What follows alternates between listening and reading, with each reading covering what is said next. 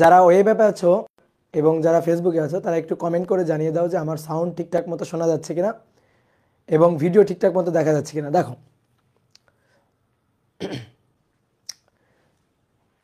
ওকে, clear. Lecture 5 লেখা আছে, আসলে লেকচার 4 হবে, ওটা ভুল করে লেখা হয়ে গেছে, তো সমস্যা নেই। এখানে যেটা দেখতে পাচ্ছ সেটা হবে আজকে, ঠিক আছে? লেকচার কত দেখতে পাচ্ছ বলো? লেকচার 4 দেখতে পাচ্ছ। ওকে, তাহলে সবাইকে শুভেচ্ছা জানাচ্ছি আজকের ক্লাসে। আজকে আমরা নিউটনিয়ান বলবিদ্যা অধ্যায়ের আমরা চতুর্থ ক্লাসটা করব। এর আগে অলরেডি আমরা 3টা ক্লাস করে ফেলছি, আমরা অনেকগুলো টপিক পড়ে ফেলছি এবং অনেক অনেক ম্যাথ প্রবলেম আমরা অলরেডি সলভ করে ফেলছি। তো এই অধ্যায়ে অনেক ইম্পর্টেন্ট টপিক আছে। এই অধ্যায়টা ফিজিক্স ফার্স্ট পার্টের ভেক্টরের মতো একটা বেসিক চ্যাপ্টার। তো আমরা এবার আজকের ক্লাসে ভরবেগের সংরক্ষণশীলতা এই টপিকটা পড়বে এবং গতদিন আমরা যেহেতু ভরবেগ এবং বলের ঘাতের সম্পর্ক এই রিলেটেড কয়েকটা ম্যাথ প্রবলেম সলভ করছিলাম, তো তার ধারাবাহিকতায় আমরা আরও 2-1টা ম্যাথ প্রবলেম একটু সলভ করব। তো চলো শুরু করি।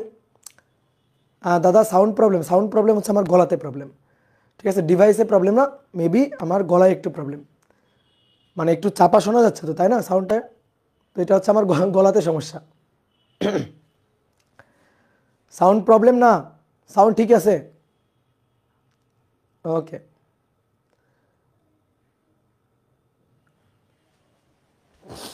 না ভাইয়া, ডাবল আসে, গ্যার করে, কি বলো?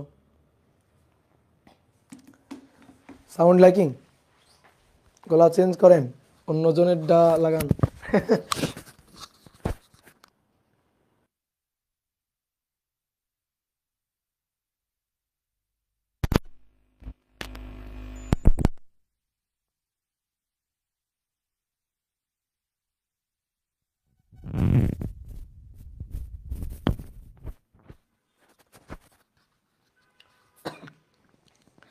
দেখো তো এবার সাউন্ড ক্লিয়ার আছে কিনা,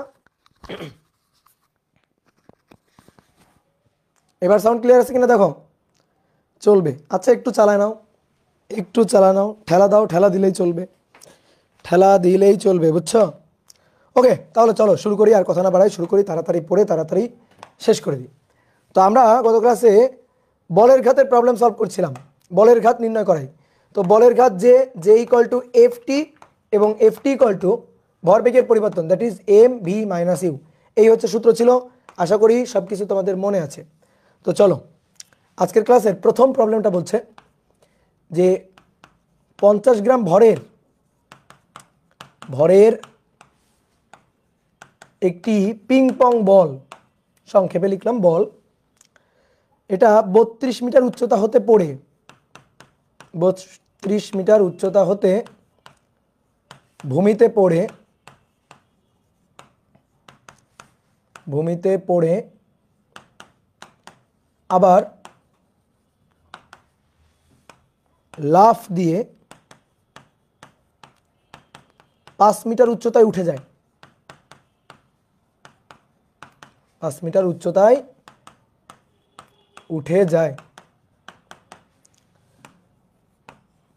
বলের ঘাত নির্ণয় করো, দ্য ম্যাগনিটিউড অফ ইম্পালস নির্ণয় করো, এবং বলা হচ্ছে সংঘর্ষকাল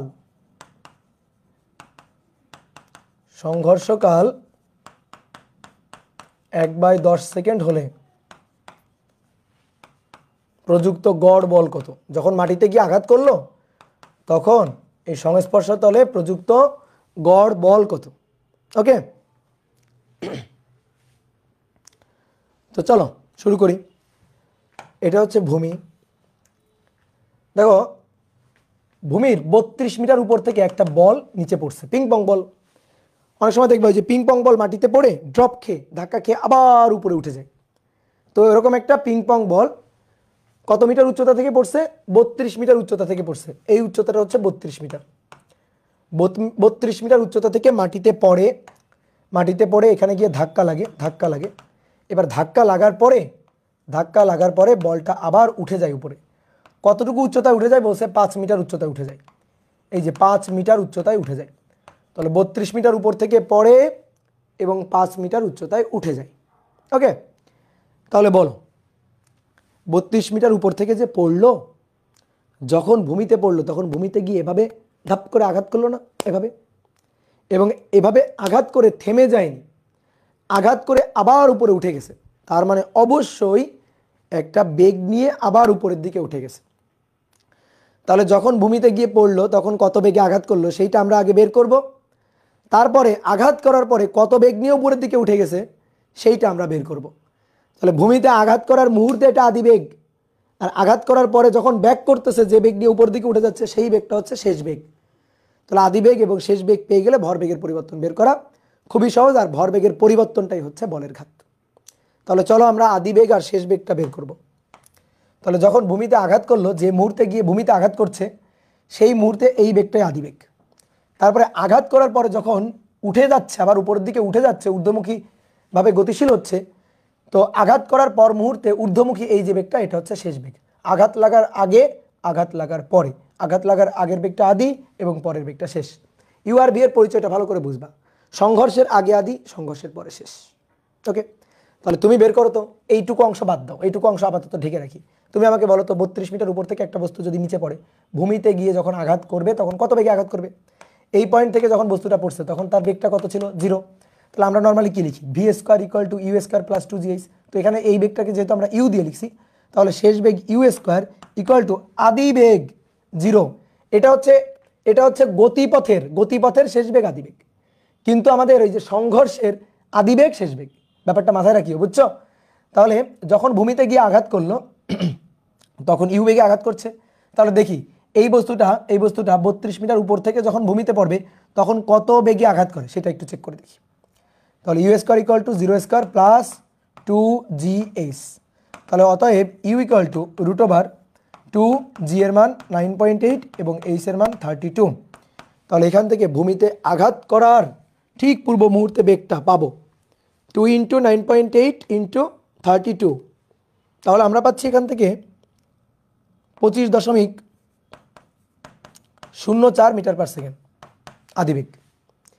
এবার ধাক্কা লাগার পরে আবার বেগ নিয়ে উঠে যাচ্ছে, এই বেগ নিয়ে কত দূর উঠবে?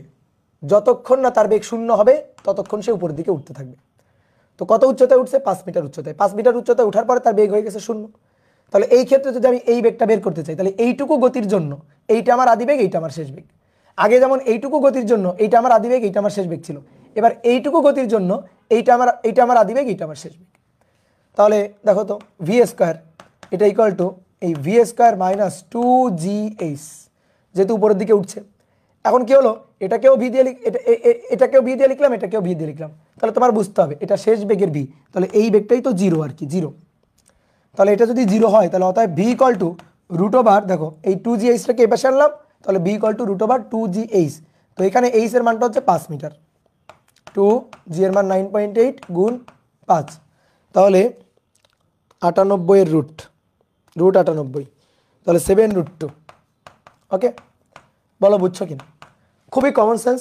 একটা বস্তু ভূমিতে গিয়ে আঘাত করছে, তো কত বেগে গিয়ে আঘাত করলো সেই বেগটা বের করবো। তো 32 মিটার উপর থেকে পড়লে কত বেগে ভূমিতে আঘাত করবে এটা আমরা বের করতে পারবো, এটা গতিবিদ্যা অধ্যায়ের ম্যাথ। তারপরে বলা হচ্ছে যে বস্তুটা আবার খাড়া উপরের দিকে উঠে গেছে, কত মিটার উপরের দিকে উঠে গেছে? 5 মিটার। তাহলে বস্তুটা ভূমি থেকে কত বেগ নিয়ে যাত্রা করলে 5 মিটার উপরে উঠবে সেই বেগটা বের করা যাবে। তাহলে সেই বেগটাও আমরা বের করলাম। তো হয়ে গেল সংঘর্ষের আগের এই বেগটা আদি বেগ, সংঘর্ষের পরে এই বেগটা শেষ বেগ। এবং দুইটা বেগ কিন্তু পরস্পরের বিপরীত দিকে। তাহলে দুইটা বেগ যদি পরস্পরের বিপরীত দিকে হয়, আমি যদি নিচের দিকটাকে মাইনাস ডিরেকশনে ধরি আর উপরের দিকটাকে যদি প্লাস ডিরেকশনে ধরি, তাহলে ভিটা প্লাস ইউটা কিন্তু মাইনাস। তাহলে ভরবেগের পরিবর্তন যে, এটাই বলের ঘাত M V minus U. M এর মান 50 গ্রাম, 50 গুণ 10⁻³ ভি এর মান উপরের দিকে, সো প্লাস 7√3 মাইনাস ইউ এর মান নিচের দিকে ধরছি মাইনাস, তাহলে এটা মাইনাস হবে। তাহলে মাইনাস 25 এটা কিন্তু সূত্রের মাইনাস 25.04 এত মিটার পার সেকেন্ড। তাহলে আসো এবার হিসাব করি, 7√2 মাইনাসে মাইনাসে প্লাস 25.04, যা হবে এর সাথে গুণ 50 এক্সপোনেনশিয়াল ফাংশন -3, তাহলে 1.7469 এত কেজি মিটার পার সেকেন্ড বা নিউটন সেকেন্ড। ওকে, এবার আমাদের বের করতে বলছে যে যদি সংঘর্ষকাল, ভূমির সাথে সংঘর্ষকাল যদি 1/10 সেকেন্ড হয় তাহলে প্রযুক্ত বলের মান কত, এফ কত? তাহলে F equal to J divided by T, কারণ জে ইকুয়াল টু এফটি, এই তো হয়ে গেল। তাহলে 1.7469 ডিভাইডেড বাই সংঘর্ষকাল 1/10 সেকেন্ড। তাহলে সংঘর্ষকাল 1/10 সেকেন্ড মানে 17.469 নিউটন। এটাই হচ্ছে ভূমির উপর প্রযুক্ত গড় বল। কত সহজ না? বুঝতে পারছি আমরা?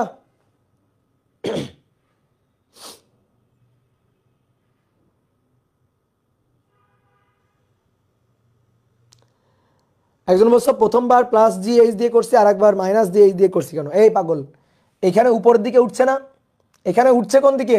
উপরের দিকে। তাহলে বেগ কমে না বাড়ে? বেগ কমে, সো মন্দন, এই জিটা মন্দন।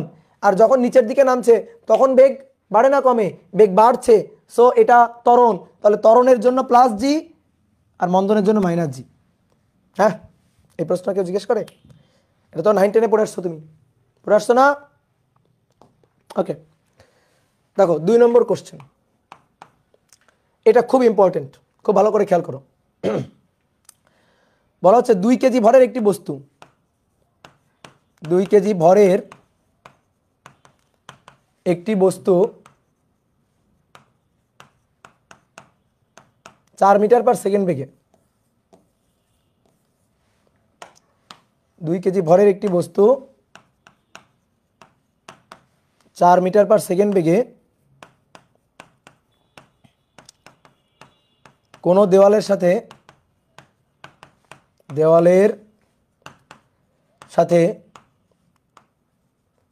30 ডিগ্রি কোণে ধাক্কা খেয়ে 30 ডিগ্রি কোণে ধাক্কা খেয়ে আবার একই বেগে একই কোণে আবার একই বেগে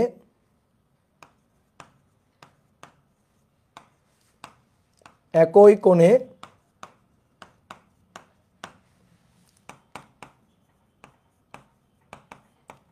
বিপরীত দিকে ফিরে যায়, বিপরীত দিকে ফিরে যায়, তাহলে প্রযুক্ত বলের ঘাত কত? দ্য ম্যাগনিটিউড অফ ইম্পালস কত? খুবই সুন্দর একটা কোশ্চেন। তাহলে দেখো আমি একটু চিত্র এঁকে দিই।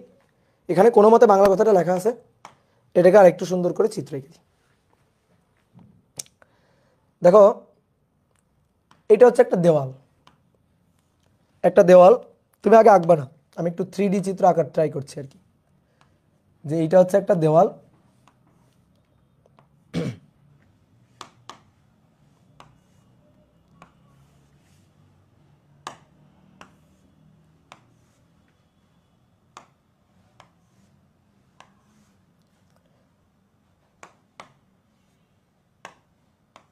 এটা হচ্ছে একটা দেওয়াল। তো কি করা হয়েছে? একটা বল ছোড়া হয়েছে দেওয়ালটাকে লক্ষ্য করে। তো বলটা ছোড়া হয়েছে দেওয়ালের সাথে, বলটা ছোড়া হয়েছে দেওয়ালের সাথে 30 ডিগ্রি কোণে। তাহলে দেখো এখান থেকে বলটাকে ছোড়া হয়েছে, যে বলটা এইভাবে ছোড়া হয়েছে, 30 ডিগ্রি কোণে বলটা ছোড়া হয়েছে, দেওয়ালের সাথে গিয়ে ধাক্কা লাগছে, ধাক্কা লাগার পরে আবার একই বেগে একই কোণে, একই বেগে একই কোণে বিপরীত দিকে, তাহলে বিপরীত দিকের সাথে আবার 30 ডিগ্রি কোণ করে, দেওয়ালের সাথে তো 30 ডিগ্রি কোণ করে গিয়ে ধাক্কা লাগছে, আবার বলা হচ্ছে দেওয়ালের সাথে 30 ডিগ্রি কোণ করে আবার বিপরীত দিকে ফিরে চলে গেছে, এইভাবে বলটা চলে গেছে। এই যে ধাক্কা লাগার পরে এই বরাবর চলে গেছে। তো বলছে ধাক্কা লাগে হচ্ছে 4 মিটার পার সেকেন্ড বেগে, আর ধাক্কার পরে ব্যাক করে চলে গেছে সেটাও 4 মিটার পার সেকেন্ড বেগে। কি বুঝলা? বলো, 3D ফিল পাচ্ছ? এটা একটা দেওয়াল, আমি এই দেওয়ালটাকে লক্ষ্য করে এইভাবে বলটা ছুড়ে দিছি, 30 ডিগ্রি কোণে ধাক্কা লাগছে, ধাক্কা লাগার পর আবার এইদিকে দেওয়ালের সাথে আবার 30 ডিগ্রি করে একই বেগ নিয়ে চলে গেছে। তাহলে আমাদের এখন বলছে নাও এই দেওয়ালের সাথে যে ধাক্কা লাগলো, সংঘর্ষ লাগলো, তো এইখানে বলের ঘাত নির্ণয় করো, দ্য ম্যাগনিটিউড অফ ইম্পালস নির্ণয় করো। তো পারবো কি না? হ্যাঁ পারবো, খুবই সহজ ম্যাথ, পারবো। তাহলে কিভাবে করতে হবে দেখি। ওকে, তাহলে দেখো এটা তো 3D চিত্র, এটা হচ্ছে এই যে টপ ভিউ, উপর থেকে দেখে আঁকা আর কি। তো এটাকে আমরা আমাদের মতো করে একটু নর্মাল করে চিত্রটা আঁকি। মনে করো টপ ভিউ, তুমি উপরে বসে আসছো, এই দেওয়ালের উপরে তুমি বসে আসছো, হ্যাঁ। তো দেওয়ালের উপর বসে তুমি যেটা দেখতেছো আমরা সেইটা আঁকবো। দেওয়ালের উপর বসে তুমি যেটা দেখতেছো, এই যে দেওয়ালটা, এটা হচ্ছে দেওয়ালের লম্ব রেখা। ওকে, তাহলে বলটাকে ছুড়ে দেওয়া হয়েছে, এই যে বলটা, এটা হচ্ছে টপ ভিউ, উপর থেকে দেখা হচ্ছে। তো এখানে গিয়ে বলটা আঘাত করছে, আঘাত করছে, আঘাত করার পরে আবার এই দিক বরাবর চলে গেছে, আবার এই দিক বরাবর চলে গেছে। ওকে, তাহলে কত বেগে আঘাত করছে? 4 মিটার পার সেকেন্ড বেগে। তো এটা আমার ইউ আদি বেগ। এই কোণটা 30 ডিগ্রি, এই কোণটা 30 ডিগ্রি। কত বেগে চলে গেল? ভি শেষ বেগ, মানটা কত? 4 মিটার পার সেকেন্ড। দেখো এর আগে যে ম্যাথগুলো আমরা করছিলাম, এর আগে যে আমরা ম্যাথগুলো করছিলাম সেগুলো হচ্ছে একমাত্রিক ক্ষেত্রের ম্যাথ, কিন্তু এটা হচ্ছে দ্বিমাত্রিক ক্ষেত্রের একটা ম্যাথ। এবার দেখো, যে সরল রেখা বরাবর গিয়ে ধাক্কা লাগলো, ওই সরল রেখা বরাবর আর গতিটা নেই, বা ঠিক তার বিপরীত দিকে গতিটা নেই, একটা অ্যাঙ্গেল করে আছে। একটা দ্বিমাত্রিক ক্ষেত্র, তুমি দেওয়ালের উপরে বসে যদি চিত্রটা আঁকো তাহলে তুমি এরকম দেখতে পারবা, এটা টপ ভিউ, এটা দেওয়াল, বল গিয়ে আঘাত করে এ বরাবর চলে গেছে। তাহলে বলের ঘাত বের করতে হবে। বলের ঘাত ভরবেগের পরিবর্তন, দেখো বের করার অনেক ওয়ে আছে, তা আমি তোমাকে একটা একটা করে দেখাই। এটা বের করার অনেক ওয়ে আছে। তাহলে শোনো, প্রথমে শোনো, দেখো যে হচ্ছে ভরবেগের পরিবর্তন, বলের ঘাত, ভর আর বেগের ভর আর বেগের গুণফল হচ্ছে ভরবেগ। তাহলে ভর এম আর বেগের পরিবর্তন ভি মাইনাস ইউ, এটাই তো ভরবেগের পরিবর্তন। ভরবেগ ভেক্টর রাশি, এম তো স্কেলার রাশি, তাহলে ভি হচ্ছে ভেক্টর রাশি, ইউ হচ্ছে ভেক্টর রাশি। তাহলে এই হিসাবটা তো ভেক্টর হিসাব আসলে, তাই না? বেগ কি রাশি? ভেক্টর রাশি। তাহলে বেগের যখন বিয়োগ করতে হয় তখন কিভাবে করতে হয়? ভেক্টর নিয়মে করতে হয়। স্কেলার নিয়মে তো ভেক্টর রাশির যোগ বিয়োগ করা যায় না। তাহলে আমাদের লব্ধির হিসাব নিকাশ করতে হবে। এই কারণে দেখো, এর আগে যতগুলো ম্যাথ আমরা করছি সবগুলো ম্যাথে বেগের ক্ষেত্রে কিন্তু আমরা ডিরেকশন দিয়ে করছিলাম। যে ধরো সামনের দিকে যাচ্ছে তাহলে বেগটা পজিটিভ, আবার বিপরীত দিকে ব্যাক করে আসলো তাহলে বেগের আগে মাইনাস দিতাম। এই যে ভেক্টর রাশি বিধায় এইভাবে হিসাব নিকাশ করছি, স্কেলার রাশি হলে এভাবে হিসাব নিকাশ করতাম না। কিন্তু এবার ব্যাপারটা করছে, এবার সরল রেখা, একই সরল রেখায় নেই যে সামনের দিক প্লাস পিছনের দিকে আসলে মাইনাস, এভাবে দিব, এটা আর উপায় নাই। তাহলে একেবারে হাতে কলমে ভেক্টরের হিসাব করতে হবে। তাহলে এখন লাগবে ভেক্টর অধ্যায়ের জ্ঞান, এই ছাড়া আর কিছু না। কি ক্লিয়ার? এখন লাগবে ভেক্টর অধ্যায়ের জ্ঞান, এই ছাড়া আর কিছু না। তাহলে আমাদের ভেক্টর বিয়োগ করতে হবে, ভেক্টর হিসাব নিকাশ করতে হবে। তাহলে ভাইয়া একটু খেয়াল করে দেখো, আমরা ভেক্টরের হিসাব নিকাশ মানে ভেক্টরের বিয়োগ, এটা দেখো ভি মাইনাস ইউ, এটা করতে হবে। তা আমরা ভেক্টরের বিয়োগ তো পারি না। পারি? ভেক্টরের বিয়োগ পারি? পারি। আমরা ভেক্টরের যোগের মাধ্যমে বিয়োগ পারি। মানে বিয়োগ করতে বলছে তো করব, সমস্যা নাই, যোগের মাধ্যমেই বিয়োগ করব। তো কেমনে দেখো, তাহলে J equal to M V, এটা মাইনাস, তো so plus minus U, plus minus U. দেখো তো এইভাবে লিখতে পারি কি? তাহলে আমরা ভি এর সাথে ইউ এর বিপরীত ভেক্টরের যোগ করব। ভেক্টর অধ্যায় কিন্তু পড়াইছি এগুলা। ভি এর সাথে ইউ এর বিপরীত ভেক্টরের যোগ করব, যোগ করে লব্ধি বের করব। তাহলে এইখান থেকে এটা হচ্ছে আমাদের ডেল ভি, এটা হচ্ছে আমাদের ডেল ভি। তাহলে জে, এটা জে এম, এটা হচ্ছে আমাদের ডেল ভি ভেক্টর, বেগের বিয়োগফল আর কি, বেগের পার্থক্য। তাহলে আমাদের যখন বলের ঘাতের মান লাগবে তখন জে এম ডেল ভি এর মানটা দরকার, জাস্ট মানটা দরকার। তাহলে আসো হিসাব নিকাশ করি, এখানে বিয়োগ করব। তো ভেক্টর কি কি এই লাইনটার বাংলা তর্জমা করো, ভি এর সাথে ইউ এর বিপরীত ভেক্টরের লব্ধি করব। ভি এর সাথে ইউ এর বিপরীত ভেক্টরের লব্ধি, এটা আমাদের ভিউ, সরি ভি, এটা আমাদের ইউ, ঠিক আছে?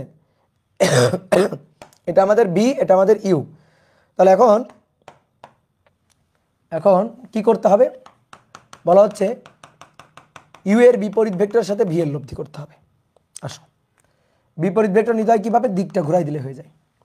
এটা ইউ ভেক্টর, আদিবেগ ভেক্টর, এটাকে জাস্ট উল্টাই দিব, উল্টাই দিব, উল্টাই দিলে সেটা মাইনাস ইউ ভেক্টর হয়ে যাবে।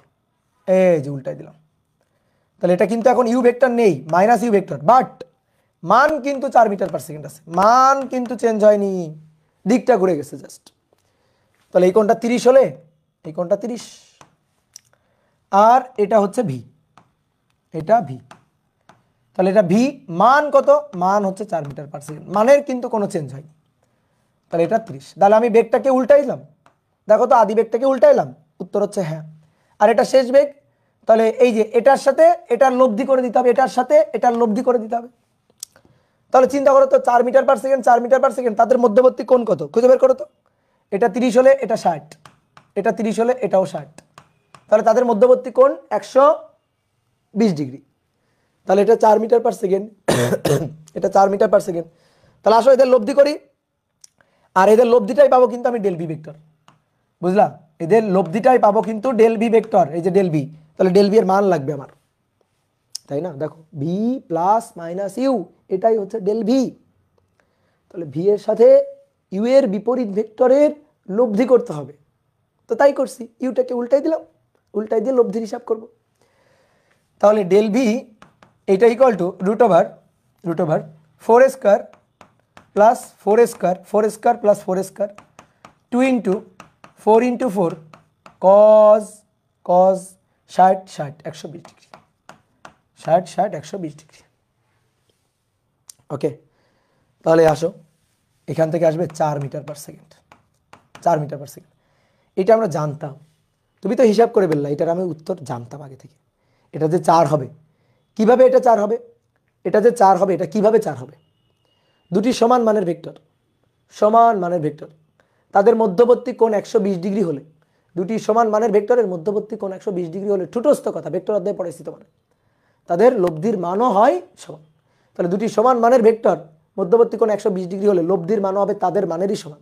4 4 4ই হয়েছে। ওকে, তাহলে আসো জে বের করতে হবে, J.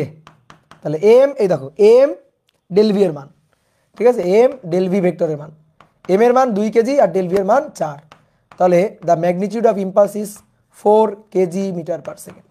The magnitude of impulse is 4 kg metre per second. Done হয়ে গেল। তাহলে এটা হচ্ছে একটা নিয়ম। এবার আর একটা কি নিয়মে করা যায়? ভেক্টরের উপাংশ বিভাজন দিয়ে করা যায়, ভেক্টরের উপাংশ বিভাজন দিয়ে করা যায়। তাহলে চলো তো আমরা ভেক্টর উপাংশ বিভাজন দিয়ে করতে পারি কিনা। ঠিক আছে, অনেকেই মনে করো অনেক জায়গায় মানে যে কোনো একটা ভাবে তুমি সলভ দেখো। আসলে তোমাদের যে সমস্যাটা হয় সেটা হচ্ছে তোমরা বইয়ের সলভ তাড়াতাড়ি দেখে ফেলো। একটা প্রবলেম নিজে করার আগে, নিজে চিন্তা ভাবনা করে ভাবার আগে বইয়ে, গাইডে, টেস্ট পেপারে বিভিন্ন জায়গায় কি সলভ করছে এটা দেখে ফেলো।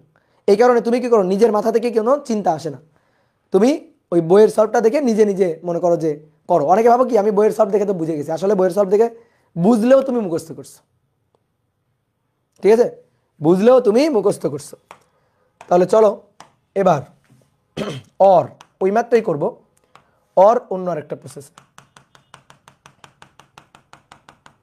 ওকে, এটা হচ্ছে দেওয়াল, দেওয়ালের উলম্ব রেখা। তাহলে এটা হচ্ছে বলটা দেওয়ালের সাথে গিয়ে ধাক্কা লাগলো 4 মিটার পার সেকেন্ড বেগে, এটা 4, এটা আমাদের ইউ, এই কোণটা 30। আবার যখন ব্যাক করছে তখন 4 মিটার পার সেকেন্ড বেগেই ব্যাক করছে, এই কোণটা 30 ডিগ্রি নিয়ে। ওকে, তাহলে আসো দেখো আমরা কি করব। তোমরা যেহেতু প্রজেক্টাইল মোশন করছো, দ্বিমাত্রিক গতি পড়ছো, তো ভাই তোমরা দ্বিমাত্রিক গতিতে কি কাজ করছো? দ্বিমাত্রিক গতিতে যখন হিসাব নিকাশ করছো, প্রজেক্টাইল মোশনের যখন হিসাব নিকাশ করছো, তখন এক্স অক্ষ বরাবর এবং ওয়াই অক্ষ বরাবর কম্পোনেন্ট মানে উপাংশে বিভাজন করে হিসাব করছো না? একবার এক্স অক্ষের হিসাব, একবার ওয়াই অক্ষের হিসাব, আদি বেগ মানে একবার এক্স অক্ষ বরাবর নিয়ে তারপরে শেষ বেগ সরণ বের করছো, আদি বেগ ওয়াই অক্ষ বরাবর নিয়ে ত্বরণ ওয়াই অক্ষ বরাবর নিয়ে তারপর ওয়াই অক্ষ বরাবর শেষ বেগ সরণ বের করছো না? তাহলে আমরা যদি দ্বিমাত্রিক গতি পারি তাহলে কেউ আমাদের আর কোনো প্রবলেমে ঠেকায় রাখতে পারবে না। তাহলে আমি কি করব, ইউকে দুটো উপাংশে ভেঙে ফেলবো, এক্স অক্ষ ওয়াই অক্ষ দুইটা উপাংশে ভেঙে ফেলবো, আমি ভিকে দুইটা উপাংশে ভেঙে ফেলবো। তো চলো ভেঙে ফেলি। এটা ইউ আছে, তাহলে এর এই একটা উপাংশ আর এই একটা উপাংশ। দেখো ভিকে দুইটা উপাংশে ভাঙলাম, দেখো অনেকে উপাংশ বা বিভাজন বোঝে না। এই ভি সরি ইউকে দুটো উপাংশে, এই ইউকে দুটো উপাংশে, তারপরে এই যে ভিকে দুটো উপাংশে ভেঙে ফেলবো, এইভাবে দুটো উপাংশ। তাহলে এই কোণটা 30 হলে এই কোণটা যদি 30 হয়, এই কোণটা যদি 30 হয়, এই কোণটাও কিন্তু ভাইয়া 30। ঠিক আছে, তাহলে ইউ এর মান 4, ইউ এর মান 4। তাহলে এদিক বরাবর 4 cos 30, এদিক বরাবর 4 sin 30। কি করলাম, ইউকে আমরা দুটো উপাংশে ভেঙে নিলাম, যার সাথে কোণ তার সাথে কজ। অনেকে আবার ভাবে অনুভূমিকটা মনে হয় কজ হবে, এরকম যদি ভাবো তাহলে মাইট দিব, যেহেতু আমার কাছে ভেক্টর পড়ছে আমি এগুলো কিন্তু ক্লিয়ার করে দিছি। তাহলে এটা ইউ এর মান 4, তাহলে 4 যার সাথে কোণ সেই দিকটা হবে কজ উপাংশ, যার সাথে কোণ নেই সেই দিকটা হবে সাইন উপাংশ। তাহলে ইউ এটা যদি ইউ 4 হয় তাহলে ভাইয়া এটা ইউ এক্স, ইউ এর এক্স অক্ষ বরাবর উপাংশ, আর এটা হচ্ছে ইউ ওয়াই, ইউ এর ওয়াই অক্ষ বরাবর উপাংশ। ওকে, এবার 4 metre per second, 4 metre per second, এই 4 মিটার পার সেকেন্ড এইটাকে দুটো উপাংশে ভেঙে ফেলি। চলো এইটাকে দুইটা উপাংশে ভেঙে ফেলি। এদিক বরাবর একটা উপাংশ, এদিক বরাবর একটা উপাংশ, আর এই দিক বরাবর একটা উপাংশ। এটা যদি 30 হয় তাহলে এইটা 30।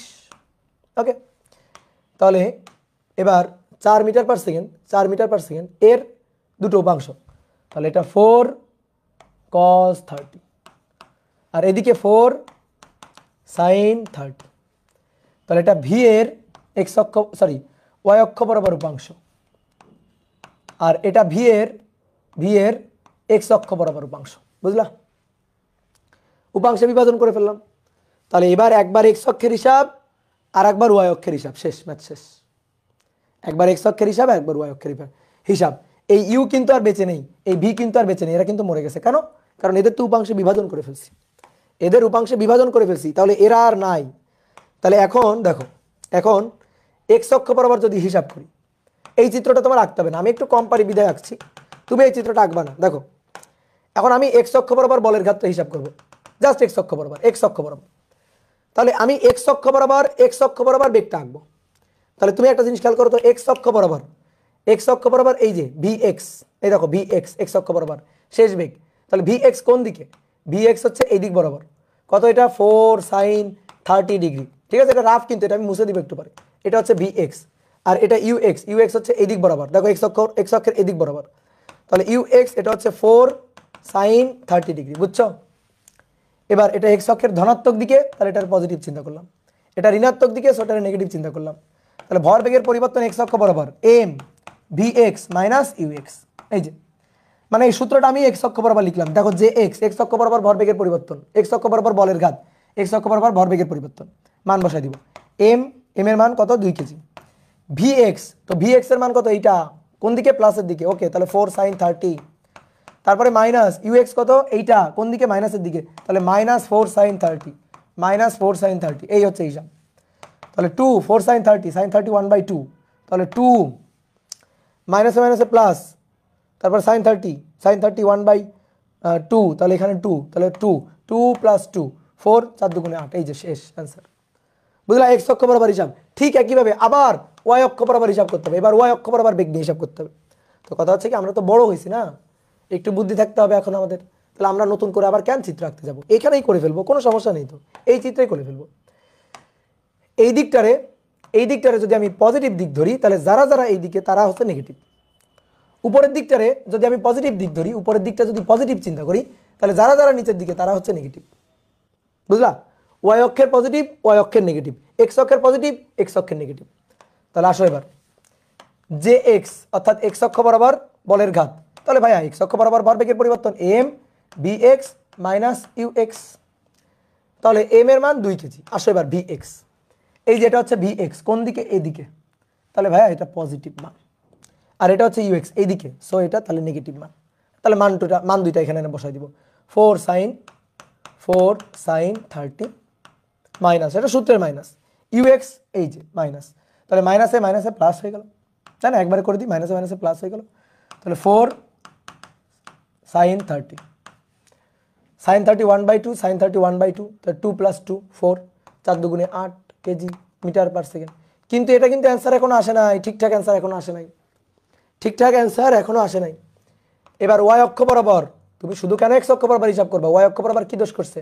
ওয়াই অক্ষ বরাবরও হিসাব করতে হবে। তাহলে M V Y minus U Y, উপাংশে বিভাজন করে একবার এক্স অক্ষের হিসাব, একবার ওয়াই অক্ষের হিসাব।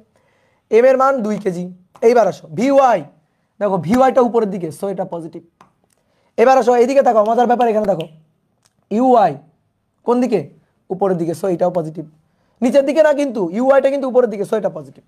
তাহলে ভি ওয়াই এর মান 4 cos 30 মাইনাস ইউ ওয়াই এর মান 4 cos 30, এটা সূত্রের মাইনাস, এটাও যায়, এটাও তাই বিয়োগ করলে কত? 0। ওয়াই অক্ষ বরাবর ভরবেগের কোনো পরিবর্তন হয়নি। তাহলে বলের ঘাত J equal to root over J X square, এই যে এক্স অক্ষ বরাবর J X square J Y square, বলের ঘাতের লব্ধি বলের ঘাত আর কি। তাহলে এটা হচ্ছে 8 স্কোয়ার প্লাস 0 স্কোয়ার, তার মানে 8 kg metre per second, 8 kg metre per second. এটা হচ্ছে বলের ঘাত। ওকে, বুঝতে পারছো? গুড। তাহলে এইভাবে হিসাব করেও দেখো 8 আসছে। এখন কারো যদি এটা ভালো লাগে তুমি করবা এটা, কারো যদি এটা ভালো লাগে তাহলে সে এটা করবে। তবে আমার কাছে এটাই সহজ, এটা সহজ লাগছে আমার কাছে। ঠিক আছে, তোমার কাছে যদি এটা সহজ লাগে তুমি করবা, কোনো সমস্যা নেই। উপাংশে বিভাজন করে ফেলবা, উপাংশে বিভাজন করলে ম্যাথ শেষ। ফার্স্টেরটা ইজি, ইয়েস আমার কাছেও ফার্স্টেরটা ইজি লাগে। ঠিক আছে, তোমাদের কাছেও ফার্স্টেরটা ইজি লাগবে, স্বাভাবিক। ওকে, এবার দেখো, এবার আরেকটা মেথড আছে, সেটা হচ্ছে ভেক্টর মেথড। ঠিক আছে, তো সবাই ভেক্টর মেথডে অভ্যস্ত না, কিন্তু ভেক্টর মেথড এটা সবচেয়ে ইজি, বুঝছো? দাঁড়াও দাঁড়াও, চিল্লাপাল্লা করো না। ভেক্টর মেথড এটা সবচেয়ে ইজি। ঠিক আছে, ভেক্টর মেথড। তাহলে আর একটা মেথড আছে, কি মেথড? Vector method. তাহলে একটু সাইডে সরাই, সাইডে সরাই, একটু ভেক্টর মেথডটা দেখাই দিই নাকি, নাকি পরের পৃষ্ঠে যাব? অর নাও, শুরু যখন করছি শেষ করেই ছাড়বো, নাও অর। তোমাদের আর আলাদা চিত্র আগে লাগবে না আর কি আঁকা। ঠিক আছে, আমি ছোট মানুষ, আমি কম পারি, তাই আমি চিত্র আঁকি। তোমরা তো বড় মানুষ, তোমরা তো বেশি পারো। ঠিক আছে, তোমরা তো সেই ট্যালেন্ট, সো তোমাদের আঁকা লাগবে না। দেখো, এই বরাবর গিয়ে ধাক্কা লাগছে, তারপরে ধাক্কা লাগার পরে এই বরাবর চলে গেছে, এই বরাবর চলে গেছে কত বেগে? 4 মিটার পার সেকেন্ড বেগে। ওকে, তাহলে তুমি ভেক্টর ফরম্যাটে করতে চাও, একেবারে ভেক্টর ফরম্যাটে। তাহলে এই কোণটা 30, এই কোণটা 30। তাহলে ভেক্টর ফরম্যাটে করা মানে কি? ওই উপাংশে বিভাজনই করা আসলে। এটা 30, এটা যদি 30 ডিগ্রি হয়, সো এটা 30 ডিগ্রি, এটা 30 ডিগ্রি। ওকে, তাহলে এটাকে দুইটা উপাংশে ভাঙবো আর কি। ঠিক একইভাবে এইখানেও তাই, দুইটা উপাংশে ভাঙবো, এটা 30, এটা 30, দুইটা উপাংশে ভাঙবো। তাহলে এটা Vx 4, এটা cos 4 cos 30, 4 cos 30, আর এটা 4 sin 30, sin 30। এদিকে 4, ইউ এর মান কত? 4, এই যে ইউ এর মান 4। তাহলে 4কে এটাকে উপাংশে ভাঙলে 4 cos 30, 4 sin 30। এইবার তুমি একটা কাজ করো, ভেক্টর বানাও। এই দিক তো ভাই আমাদের এক্স অক্ষ, এই দিক কি আমাদের এক্স অক্ষ, আর এদিক কি আমাদের মাইনাস এক্স অক্ষ, এদিকে আমাদের প্লাস ওয়াই অক্ষ, এদিক কি আমাদের মাইনাস ওয়াই অক্ষ, বুঝলা? এই যে এখানে একটু মার্ক করে রাখি, এদিকে আমাদের প্লাস এক্স অক্ষ, প্লাস এক্স অক্ষ। তাহলে এদিক বরাবর যারা তারা মাইনাস এক্স অক্ষ, এদিক বরাবর যারা তাহলে প্লাস ওয়াই অক্ষ, তাহলে এদিক বরাবর যারা থাকবে তারা মাইনাস ওয়াই অক্ষ। ঠিক আছে, তাহলে আসো, তাহলে এটা আমার শেষ বেগ ভি, এটা আমার শেষ বেগ ভি। তাহলে ভি কে ভেক্টর ফরম্যাটে বানাবো, ভি ইকুয়াল টু দেখো, ভি ইকুয়াল টু এটা এক্স অক্ষের ধনাত্মক দিকে, তাহলে 4 sin 30 I cap. Okay, plus plus এইটা ওয়াই অক্ষের দিকে, তাহলে 4 cos 30 জে ক্যাপ, এত মিটার পার সেকেন্ড। এবার ইউ কে ভেক্টর ফরম্যাট বানাবো, ইউ। তাহলে ইউ হচ্ছে এটা 4 এদিক বরাবর এক্স অক্ষের ঋণাত্মক দিক, তাহলে -4 sin 30 আই ক্যাপ। ওকে, ঠিক আছে, এটা ওয়াই অক্ষ বরাবর উপরের দিকে, তাহলে +4 প্লাস প্লাস, কিন্তু উপরের দিকে যেহেতু প্লাস, তাহলে +4 cos 30 জে ক্যাপ। ওকে, তাহলে আমাদের লাগবে ভরবেগের পরিবর্তন জে, এটা হচ্ছে M V minus U, V minus U. Vector format একেবারে দেখো উপরে সবগুলোর উপরে ভেক্টর চিহ্ন আছে। তাহলে এম এর মান কত? এম এর মান 2 কেজি, ভি হচ্ছে এটা, তাহলে 4 sin 30, তো 4 sin 30 আই ক্যাপ একবারে লিখি, 4 sin 30 মানটা একবারে লিখে আসো, 4 sin 30 মানে হাফ, তার মানে 2 আই ক্যাপ। তারপরে cos 30 মানে √3/2, √3/2, তার মানে 2√3, তাহলে +2√3 জে ক্যাপ। লাইন গ্যাপ দেওয়া শিখতে হবে, তুমি বড় হয়েছো না এখন। এটা কিন্তু মাইনাস ইউ, এই যে মাইনাস ইউ এটা, তাহলে এটা যদি বিয়োগ করি, দাঁড়াও একটা লাইন একটু গ্যাপ দিই, মানে গ্যাপ না দিই আর কি। এই যে এটা ভি বসালাম, এটা ভিটা বসালাম, এবার ইউটা বসাবো। তাহলে ইউ তো এটা, তাহলে ইউ হচ্ছে মাইনাস, এটা সূত্রের মাইনাস, আর এই যে -4 sin 30, তাহলে -2 আই ক্যাপ, আর cos 30 √3/2, তাহলে +2√3 জে ক্যাপ এত, তাহলে 2 দেখো এটা যোগ করে দিয়ে আসো, 2i ক্যাপ 2√3 জে ক্যাপ মাইনাসে মাইনাসে plus 2i cap minus 2√3 J cap. তাহলে এইটা আর এইটা না করছে, তাহলে 2 2 4, তাহলে 2 2 4 2 ইন্টু 4i ক্যাপ, তাহলে 4 দুগুণে 8 8i ক্যাপ। তাহলে এটা হচ্ছে একেবারে ভেক্টর ফরম্যাটে চলে আসছে, এত কেজি মিটার পার সেকেন্ড অথবা এত নিউটন সেকেন্ড। আমি দা ম্যাগনিটিউড অফ ইম্পালস চাই, দ্য ম্যাগনিটিউড অফ ইম্পালস অর্থাৎ বলের ঘাতের মান, বলের ঘাতের মান 8 কেজি মিটার পার সেকেন্ড, বলের ঘাতের মান 8 কেজি মিটার পার সেকেন্ড। বুঝতে পারছো? ঠিক আছে, এখন যেভাবে করবা করবা, তোমার যেটা ভালো লাগে করবা, কিন্তু আমার স্টুডেন্ট হিসাবে তোমার বস হইতে হবে, সহজ কথা। ঠিক আছে, তোমার নিয়মের, ম্যাথের নিয়মের, ম্যাথ প্রবলেম সলভ করার টেকনিকের বস হইতে হবে তোমার। ঠিক আছে, ওকে। তাহলে চলো মোটামুটি আমাদের ঘাত বল, বলের ঘাত, এই টপিক রিলেটেড ম্যাথ প্রবলেমগুলো সলভ হইল। ঠিক আছে, তাহলে চলো এবার আমরা নতুন একটা টপিক পড়বো আজকে। সেই টপিকের নাম হচ্ছে ভরবেগের সংরক্ষণশীলতা। 9 10-এ পড়া সহজ একটা টপিক, ভরবেগের সংরক্ষণশীলতা। ভরবেগের সংরক্ষণশীলতা কি বলে? বাহ্যিক বল ক্রিয়া প্রতিক্রিয়া ছাড়া অন্য কোনো বাহ্যিক বল যদি কোনো বস্তুর উপর ক্রিয়া না করে তাহলে ভরবেগ সংরক্ষণশীল থাকবে। তাহলে কথাটা একটু লিখিত, ক্রিয়া প্রতিক্রিয়া ছাড়া, ক্রিয়া প্রতিক্রিয়া, এই ক্রিয়া প্রতিক্রিয়া এই দুইটা বল, ক্রিয়া প্রতিক্রিয়া ছাড়া অন্য কোনো বাহ্যিক বল ক্রিয়া না করলে, অন্য কোনো বাহ্যিক বল ক্রিয়া না করলে, ক্রিয়া না করলে ভরবেগ সংরক্ষণশীল থাকবে। মানে কি? ভরবেগ সংরক্ষণশীল থাকবে। ধরো কোনো একটা সিস্টেমে অনেকগুলো ভর আছে, সেই ভরগুলা গতিশীল ধরো, তো ক্রিয়া প্রতিক্রিয়া ছাড়া এদের মধ্যে অন্য কোনো বলই নেই। তাহলে ক্রিয়া প্রতিক্রিয়া ছাড়া যদি কোনো ধরনের বল প্রযুক্ত না হয় তাহলে সেই ক্ষেত্রে এই টোটাল সিস্টেমের মধ্যে যতগুলো ভর থাকবে থাকুক, তাদের ভাইয়া ভরবেগ সংরক্ষণশীল থাকবেই, মাস্ট কনফার্ম ভরবেগ সংরক্ষণশীল থাকতেই হবে। তো এটা আমরা দুইটা ক্ষেত্রে দেখাইতে পারি, একটা হচ্ছে একটা ভর সিস্টেমের জন্য দেখাইতে পারি, হিসাব নিকাশ করতে পারি, প্রমাণ করতে পারি, আর একটা হচ্ছে একটা একক ভরের জন্য প্রমাণ করতে পারি। ধরো একক ভরের একটা বস্তু, তার ভর কমে যাবে বা ভর বেড়ে যাবে, তো তার কারণে বেগের কি ধরনের চেঞ্জ হবে, মানে ভর বেগটা যদি ধ্রুব থাকে তাহলে ভর কমলে বেগ বাড়বে, ভর বেগটা যদি ধ্রুব থাকে তাহলে ভর বাড়লে বেগ কমবে, উল্টা হবে। তাহলে আমরা একক ভরের বস্তুর জন্য দেখব এবং ভর সিস্টেমের জন্য দেখব। তো প্রথমে আসো, ধরো একক ভরের একটা বস্তুর জন্য, একক ভরের কোনো বস্তুর জন্য, ভরের, এই একক মানে এক না কিন্তু, একটা ভর বস্তু, ঠিক আছে, একটি ভর বস্তুর জন্য আর কি, একটি ভরের কোনো বস্তু আর কি, একটি ভর বস্তু।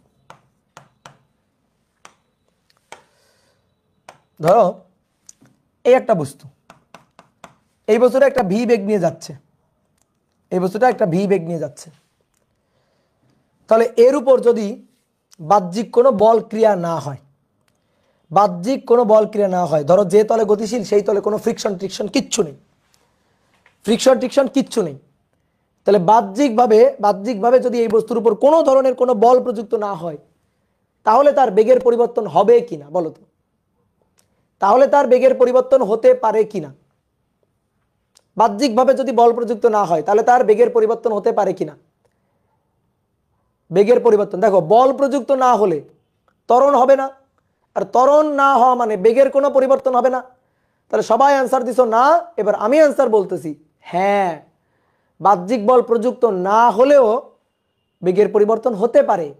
যদি আমি জিজ্ঞেস করতাম বাহ্যিক বল প্রযুক্ত হচ্ছে না, ভর বেগের পরিবর্তন কি হতে পারে, তখন তুমি বলতা না যে ভাই বাহ্যিক বল প্রযুক্ত হয়নি তাহলে ভর বেগের কোনো পরিবর্তন হবে না, বেগের পরিবর্তন হতে পারে কেমনে? যদি বেগের পরিবর্তন হয়, বেগের যদি পরিবর্তন হয় ভরেরও পরিবর্তন হবে। বেগের পরিবর্তন হলে ভরের পরিবর্তন হবে। ভর আর বেগের গুণফল থাকবে কনস্ট্যান্ট। বেগের পরিবর্তন হয়ে ধরো বেগ বেড়ে গেছে, তাহলে ভর কমে যাবে। ভর বেড়ে গেছে, তাহলে বেগ কমে যাবে, উল্টা হবে। দেখো কেমনে হয়। ধরো এই বস্তুর উপর বাহ্যিক কোনো বল ক্রিয়াই করে নাই, তাহলে সামেশন অফ ওয়ার্ক 0, বাহ্যিক কোনো বল প্রযুক্ত হয় নাই, F0। নিউটনের সূত্র থেকে আমরা বলের ডেফিনেশনটা পাই, নিউটনের সূত্র থেকে আমরা বলের সূত্রটা পাই। ঠিক আছে, একজন বলছে বুঝি নাই, বোঝা লাগবে না, তুমি শোনো আমার কথা, শুনলেই বুঝে যাবে। দেখো আমরা বলের ডেফিনেশন বা বলের সূত্রটা কি জানি? বস্তুর উপর বাহ্যিক বল প্রযুক্ত হলে ভরবেগের পরিবর্তনের হারই প্রযুক্ত বল, তাই না? বাহ্যিক বল প্রযুক্ত হলে বস্তুর ভরবেগের পরিবর্তনের হারই প্রযুক্ত বলের সমান, মানে সমানুপাতিক থাকে। পরে আমরা কে কনস্ট্যান্ট এক ধরি, তো তখন কিন্তু সমান হয়। তাহলে F equal to DDT of P, F equal to DDT of P. আচ্ছা, এভাবে ডিডিটি অফ পি না লিখে আগে ডেল পি ডেলটি লিখি, ডেল পি ডেলটি। ঠিক আছে, বাহ্যিক বল প্রযুক্ত হয়নি, F হচ্ছে 0, তাহলে F যদি 0 হয় তাহলে ডেল পি বাই ডেলটিও 0 হবে। F যদি 0 হয় ডেল পি বাই ডেলটিও 0 হবে, দ্যাট মিনস ডেল পি 0। অতএব ডেল পি হবে 0। ডেল পি 0 মানে কি জানো? ভরবেগের পরিবর্তন হবে 0, ভরবেগের কোনো পরিবর্তন হবে না। তার মানে ভরবেগের পরিবর্তন P final minus P initial, এটা হবে 0। ভরবেগের কোনো পরিবর্তন হবে না, তাহলে অতএব পি ইনিশিয়াল আর পি ফাইনাল পরস্পর সমান সমান থাকবে। পি ফাইনাল আর পি ইনিশিয়াল পরস্পর সমান সমান থাকবে। সেম জিনিসটা আমরা কিন্তু ডিফারেন্সিয়েশন মেথডেও দেখাইতে পারি। সেম জিনিসটা ডিফারেন্সিয়েশন মেথডে দেখাইতে পারি। কিভাবে? ওই যে F ইকুয়াল টু, দেখো একই জিনিস, DDT of P, DDT of P. তাহলে F যদি 0 হয়, F যদি 0 হয় তাহলে ডিপি ডিটি হবে 0। তাহলে DDT of P, DDT of P, দেখো কোনো কিছুর পরিবর্তনের হার, কোনো কিছুর ডিফারেন্সিয়েশনের হার 0, কোনো কিছুর পরিবর্তনের হার, কোনো কিছুর ডিফারেন্সিয়েশনের হার যদি 0 হয় তাহলে সে কি? কোনো কিছুর ডিফারেন্সিয়েশন করলে যদি 0 হয় তাহলে সে কি? সে কনস্ট্যান্ট। কারণ আমরা জানি একমাত্র কনস্ট্যান্টকেই ডিফারেন্সিয়েট করলে 0 হয়। তাহলে ডি ডিটি অফ পি, তাহলে পি কে ডিফারেন্সিয়েট করতেছি, ডিফারেন্সিয়েট করলে 0 হচ্ছে, তার মানে অবশ্যই পি কনস্ট্যান্ট, অবশ্যই পিটা কনস্ট্যান্ট।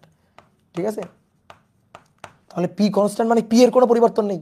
তাহলে পি এর পরিবর্তন নেই মানে পি আগেও যা ছিল পি পরেও তাই থাকবে, পি ইনিশিয়ালিও যা ছিল পি ফাইনালও তাই থাকবে। এবার এই ব্যাপারটার মানে কি? পি ইনিশিয়াল আর পি ফাইনাল একই থাকবে, এই ব্যাপারটার মানে কি? দেখো, পি ইনিশিয়াল পি ফাইনাল, এই ব্যাপারটার মানে হচ্ছে, ধরো আগে ভর আর বেগের গুণফল, ধরো ভর ছিল m1 v1, ঠিক আছে, ভর আর বেগের গুণফল m1 v1। পরবর্তীতে ধরো কোনো কারণে, ধরো একটা বস্তু সরল রৈখিক রাস্তায় ঘর্ষণহীন তলে গতিশীল, কোনো কারণে, ধরো একটা গাড়ি, কোনো কারণে ধরো একটা গাড়ির কোনো একটা অংশ খুলে পড়ে গেছে। ধরো গাড়ির পিছনের একটা ভারী অংশ, ধরো একটা ট্রাক যাচ্ছিল, একটা ট্রাক একটা বোঝা চাপানো ছিল, কোনো কারণে বোঝাটা ধরো পড়ে গেছে, তাহলে ট্রাকের কি ভরটা কমে গেল না? ভরটা কমে গেল না? ভরটা কমে গেছে, একটা ঘর্ষণহীন তলে যাচ্ছিল, রাস্তায় কোনো ঘর্ষণ নেই, কোনো ফ্রিকশন ছিল না, সমবেগে যাচ্ছিল, তাহলে সমবেগে যাইতে যাইতে যাইতে যাইতে এর পিছন থেকে ভর পড়ে গেছে, ভর পড়ে গেছে, ট্রাকে লোড করা ছিল ভর, ওই ভর পড়ে গেছে ধরো। তাহলে ভর যখন পড়ে গেল তখন ট্রাকটা হালকা হয়ে গেল, হালকা হয়ে ভর কমে গেল, হালকা হয়ে ভর কমে গেল, ভর কমে গেলে বেগটা বেড়ে যাবে, বেগটা বেড়ে যাবে। তাহলে দেখো m1 থেকে কমে ভর কমে m2 হলো, তাহলে বেগ v1 থেকে বেড়ে বেগ হয়ে যাবে v2। তার মানে ভর আর বেগের গুণফল থাকবে কনস্ট্যান্ট, ভর আর বেগের গুণফল থাকবে কনস্ট্যান্ট, ভর আর বেগের গুণফল থাকবে কনস্ট্যান্ট। বুঝতে পারছো? তাহলে বলো, বাহ্যিক বল প্রযুক্ত না হলে বেগের পরিবর্তন হতে পারে কিনা? এবার বলো, বাহ্যিক বল প্রযুক্ত না হলে বেগের পরিবর্তন হতে পারে কিনা? হ্যাঁ পারে। তখন ভরেরও পরিবর্তন ঘটবে, তখন ভরেরও পরিবর্তন ঘটবে। তাহলে তখন তোমরা বলছিলা যে বাহ্যিক বল প্রযুক্ত না হলে বেগের পরিবর্তন হয় না। নিউটন সাহেব কি এত বোকা? তাহলে তো নিউটন বলতো যে মানে বেগের পরিবর্তনের হার প্রযুক্ত বলের সমানুপাতিক। নিউটন কি তাই বলছে একবারও? নিউটন বলছে ভর বেগের পরিবর্তনের হার প্রযুক্ত বলের সমানুপাতিক, অর্থাৎ বল প্রযুক্ত না হলে ভর বেগের পরিবর্তন ঘটবে না, কিন্তু বেগের পরিবর্তন ঘটতে পারে, ভরের পরিবর্তন ঘটতে পারে। কথা বুঝছো? ক্লিয়ার? কিন্তু ভর বেগ কনস্ট্যান্ট থাকবে, বেগের পরিবর্তন আলাদাভাবে ঘটতে পারে, ভরের পরিবর্তন ঘটতে পারে, কিন্তু ভর বেগ থাকবে কনস্ট্যান্ট। ক্লিয়ার? বলো বুঝছো কিনা? তাহলে এইবার আসো, এই ম্যাথটা তোমার অলরেডি করাইছি আমি, এই ছোট্ট জিনিসটা তোমাকে অলরেডি করাইছি। কিভাবে? ওই যে জায়েদ খান, মনে আছে? মনে আছে, মনে পড়ে? এই যে একটা ট্রাক, এই ট্রাকটা যাচ্ছে, ধরো সরল রৈখিক রাস্তায় ট্রাকটা যাচ্ছে, ট্রাকের পিছে বসা ছিল জায়েদ খান, ভারী জায়েদ খান ট্রাকের পিছে বসা, এই যে, ঠিক আছে? তো মনে করো জায়েদ খান ঘুমাই গেছে, ঘুমায় হঠাৎ করে জায়েদ খান পড়ে গেছে। তাহলে জায়েদ খান পড়ে গেছে। জায়েদ খান ওই যে লোডেড করা ছিল, ট্রাকে কি লোড করা আছে? জায়েদ খান লোড করা আছে, ট্রাকে জায়েদ খান লোড করা আছে। তো তো ট্রাকের ভর ছিল 80 কেজি, আর জায়েদ খানের ভর ছিল ধরো 20 কেজি, 80 কেজি আর 20 কেজি। তো ট্রাকটা যাচ্ছিল হচ্ছে 8 মিটার পার সেকেন্ড বেগে, 8 মিটার পার সেকেন্ড বেগে চলছিল, ঘর্ষণহীন রাস্তায়, ঘর্ষণ নেই কিন্তু। এবার জায়েদ খান ঘুমায় গেছে, ঘুমায় হঠাৎ করে ট্রাক থেকে ধপাস করে পড়ে গেছে, ট্রাক থেকে ধপাস করে পড়ে গেছে। ট্রাক থেকে কিন্তু লাভ দেয় নাই, লাভ দিলে কিন্তু ঘটনা ভিন্ন, জাস্ট পড়ে গেছে, জাস্ট ঘুমাইছিল, ঘুমায় ধপাস করে পড়ে গেছে। তাহলে ট্রাক এখন খালি হয়ে গেছে, অর্থাৎ 20 কেজি ভর ফেলে দিছে। তাহলে 20 কেজি ভর ফেলে দিলে এখন ভর টিকে আছে 80 কেজি, 80 কেজি ভর টিকে আছে। তাহলে এখন বলো তো, এখন ট্রাকের যে বেগটা, সেই বেগটা কত হবে? তাহলে এই বেগটাকে আমরা V2 বলি, তাহলে এই বেগটা আমাদের V1। তাহলে আগের ভরটাকে আমরা M1 বলি, এখনকার ভর হচ্ছে আমাদের M2। তাহলে M1 মানে শুধু 80 কেজি না, তাহলে দেখো M1 মানে হচ্ছে 80 যোগ 20, 80 যোগ 20 100 কেজি। তাহলে M1 বাহ্যিকভাবে কোনো বল প্রযুক্ত হয়নি, জাস্ট ভর খুলে পড়ে গেছে, জাস্ট জায়েদ খান খুলে পড়ে গেছে। M1 V1, M2 V2। তাহলে M1 এর মান 80 আর 20 100, আর V1 এর মান 8। তাহলে M2 এর মান 80, V2 এর মান কত? V2 এর মান বের করতে হবে। তাহলে V2 এর মান দেখো তো 10 আসছে কিনা? হ্যাঁ, V2 এর মান আসছে 10। হ্যাঁ, স্বাভাবিক গাড়ির বেগ তো বেড়ে যাবেই, জায়েদ খান পড়ে গেছে, গাড়ি হালকা হয়ে গেছে, তাহলে হালকা হয়ে গেলে তো বেগ বেড়ে যাবেই, তো সেটাই হয়েছে। তাহলে ভর এবং বেগের গুণফলটা কনস্ট্যান্ট, ভর বেগটা কনস্ট্যান্ট, ইনিশিয়াল ভরবেগ ফাইনাল ভরবেগ পরস্পর সমান সমান, বাট বেগের পরিবর্তন ঘটছে, ভরের পরিবর্তন ঘটছে। কি ক্লিয়ার? বুঝতে পারছো? জায়েদ খান শুধু পড়ে যায় কেন? জায়েদ খানের কাছে শুনতে হবে জায়েদ খান কেন শুধু পড়ে যায়। ঠিক আছে, ওর জন্মই হয়েছে পড়ে যাওয়ার জন্য এবং ডিগবাজি খাওয়ার জন্য। ওকে,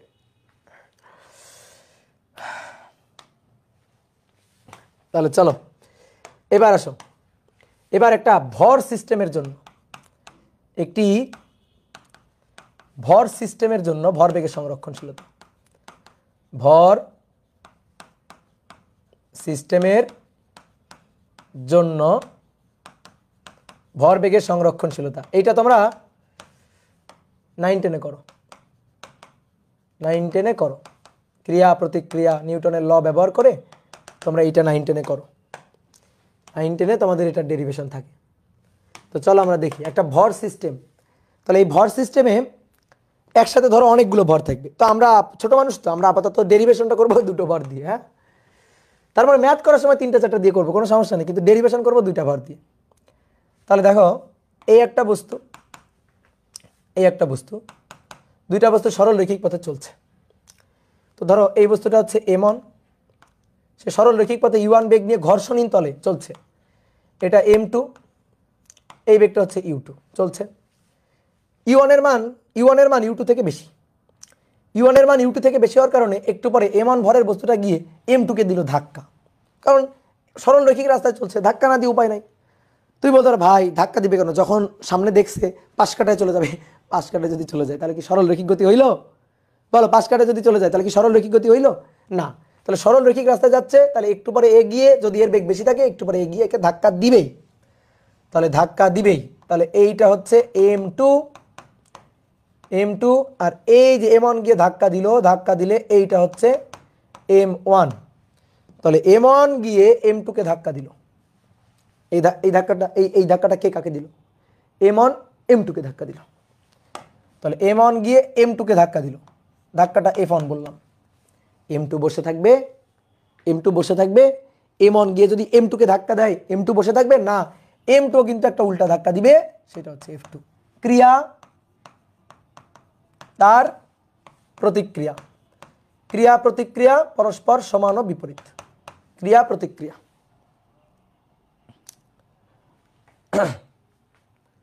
ওকে, ক্লিয়ার? এবার নেক্সট আসো, M1 গিয়ে M2 কে ধাক্কা দিল, প্রযুক্ত বল F1, M1 এর উপর প্রযুক্ত বল F2। ঠিক আছে, প্রযুক্ত বল F2। তাহলে এবার আসো ধাক্কার পরে, ধাক্কার আগে, ধাক্কার সময়, ধাক্কার পরে। ধাক্কার পরে এবার ধরো তারা আলাদা আলাদা বেগ নিয়ে চলছে। M1 চলছে V1 বেগ নিয়ে, M2 ভরে বস্তুটা চলছে V2 বেগ নিয়ে। ঠিক আছে, তাহলে এটা আগে, এটা ধাক্কার পরে, আর এটা ধাক্কার সময়কার ঘটনা। তো ধাক্কাকালীন যে সময়টা, সেই সময়টা ধরো টি সময়। ঠিক আছে, টি সময়, ধাক্কাকালীন সংঘর্ষকালীন যে সময়টা, ঠিক আছে, এদের এই যে ধাক্কার কারণে ভরবেগের পরিবর্তন হতে যে সময়টা, সেই সময়টা হচ্ছে টি সময়। টি সময় ধাক্কাটা সংঘটিত হয়েছে।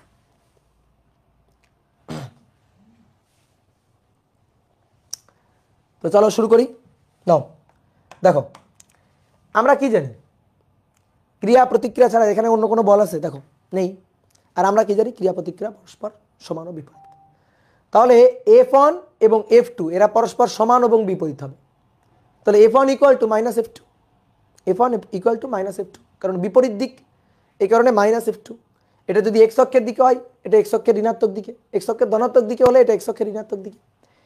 দেখো এখানে কিন্তু তুমি বাহ্যিকভাবে কোনো বল টল প্রয়োগ করো নাই। যা সরল রৈখিক রাস্তায় চলতেছিল, একটা গিয়ে আর একটাকে ধাক্কা দিছে। বাহ্যিকভাবে কোনো বল টল প্রয়োগ করা হয়নি, বাহ্যিক কোনো বহিস্থ উৎস থেকে কোনো বল প্রয়োগ করা হয়নি। মানে তোমাকে আমি নিয়োগ করি নাই যাও বস্তুটাকে গিয়ে ধাক্কা দাও, সেটা কিন্তু করো নাই। গাড়ি দুটো সরল রৈখিক রাস্তায় চলতেছিল বা বস্তু দুটো সরল রৈখিক রাস্তায় চলতেছিল, পিছনেরটার বেগ বেশি, সামনেরটার বেগ কম, পিছনেরটা এসে সামনেরটাকে দিচ্ছে ধাক্কা। তাহলে এখানে ক্রিয়া প্রতিক্রিয়া ছাড়া অন্য কোনো বাহ্যিক বল নেই। তাহলে বাহ্যিক পুরো সিস্টেমে, পুরো এই ভর সিস্টেমে বাহ্যিকভাবে কোনো বল প্রযুক্ত হয়নি, তাহলে ভরবেগের পরিবর্তন ঘটবে না। অর্থাৎ ইনিশিয়ালি এই বস্তু দুইটার ভরবেগের যে সমষ্টি, ভরবেগের সমষ্টি কত? এর ভরবেগ m1u1, এর ভরবেগ m2u2, m1u1 plus m2u2, initially তাদের ভরবেগের সমষ্টি। ধাক্কার পরে, সংঘর্ষের পরে ফাইনাল অবস্থায় তাদের ভরবেগের সমষ্টি সমান হবে, m1v1 প্লাস m2v2 সমান হবে, কারণ এখানে অন্য কোনো ধরনের বাহ্যিক বল প্রযুক্ত হয়নি। এটাই তোমার বুঝতে হবে। ক্রিয়া প্রতিক্রিয়া ছাড়া এখানে এই সিস্টেমের মধ্যে কেউ এসে ধাক্কা দেয়নি, কেউ এসে ব্রেক দেয়নি, রাস্তার কোনো ঘর্ষণ নেই, অন্য কোনো ধরনের কোনো বাহ্যিক বল প্রযুক্ত হয়নি। তাহলে জাস্ট ক্রিয়া প্রতিক্রিয়া, তাহলে টোটাল এই সিস্টেমের কোনো ভরবেগের পরিবর্তন ঘটবে না। তাহলে আসো আমরা একটু হিসাব নিকাশ করি, দেখি তো আসলে ভরবেগের পরিবর্তন ঘটে কিনা। তাহলে এই টোটাল সিস্টেমের ভরবেগের পরিবর্তন ঘটবে না, টোটাল সিস্টেমের। তাহলে যখন ধাক্কা দিল, দেখো m1 গিয়ে m2 কে ধাক্কা দিল, m2 গিয়ে m2 আবার m1 কে বিপরীত প্রতিক্রিয়া বলে ধাক্কা দিল। তো আমরা এই F1 আর F2টা একটু বের করতে চাই। তাহলে একটা খুব ইম্পর্টেন্ট কথা শোনো, এটা তোমাকে কনসেপ্ট বা থিওরি পড়ানোর সময় আমি বলছিলাম, যার উপর বল প্রযুক্ত হবে ভরবেগের পরিবর্তন হবে তার। যার উপর বল প্রযুক্ত হবে ভরবেগের পরিবর্তন হবে তার। তাহলে দেখো তো m1 কর্তৃক m2 এর উপর প্রযুক্ত বল। ঠিক আছে, F1 এর পরিচয়টা কি? F1 এর পরিচয়টা হচ্ছে m1 দ্বারা m2 এর উপর প্রযুক্ত বল। দেখো কেউ লিখবা না, কিন্তু লিখবা না। তো প্রযুক্ত বল ভরবেগের পরিবর্তন, তাহলে m1 দ্বারা m2 এর উপর প্রযুক্ত বল, m1 দ্বারা m2 এর উপর প্রযুক্ত বল। তাহলে এই যে m1 এর ভরবেগের পরিবর্তন লিখে দিই, তাহলে F1 সমান সমান F1 সমান সমান, তাহলে m1 এর, দেখো m1 এই বস্তুটার আদি বেগ ছিল হচ্ছে u1, শেষ বেগ হচ্ছে v1। তাহলে আদি ভরবেগ, শেষ ভরবেগ কত? ভর আর বেগের গুণফল। বলো ভর আর বেগের গুণফল কত? আমি F1 বের করতেছি, তাহলে m1 এর জন্য কত? m1 v1 শেষ ভরবেগ মাইনাস আদি ভরবেগ কত? দেখো আদি ভরবেগ কত? আদি ভরবেগ হচ্ছে m1 u1 divided by t।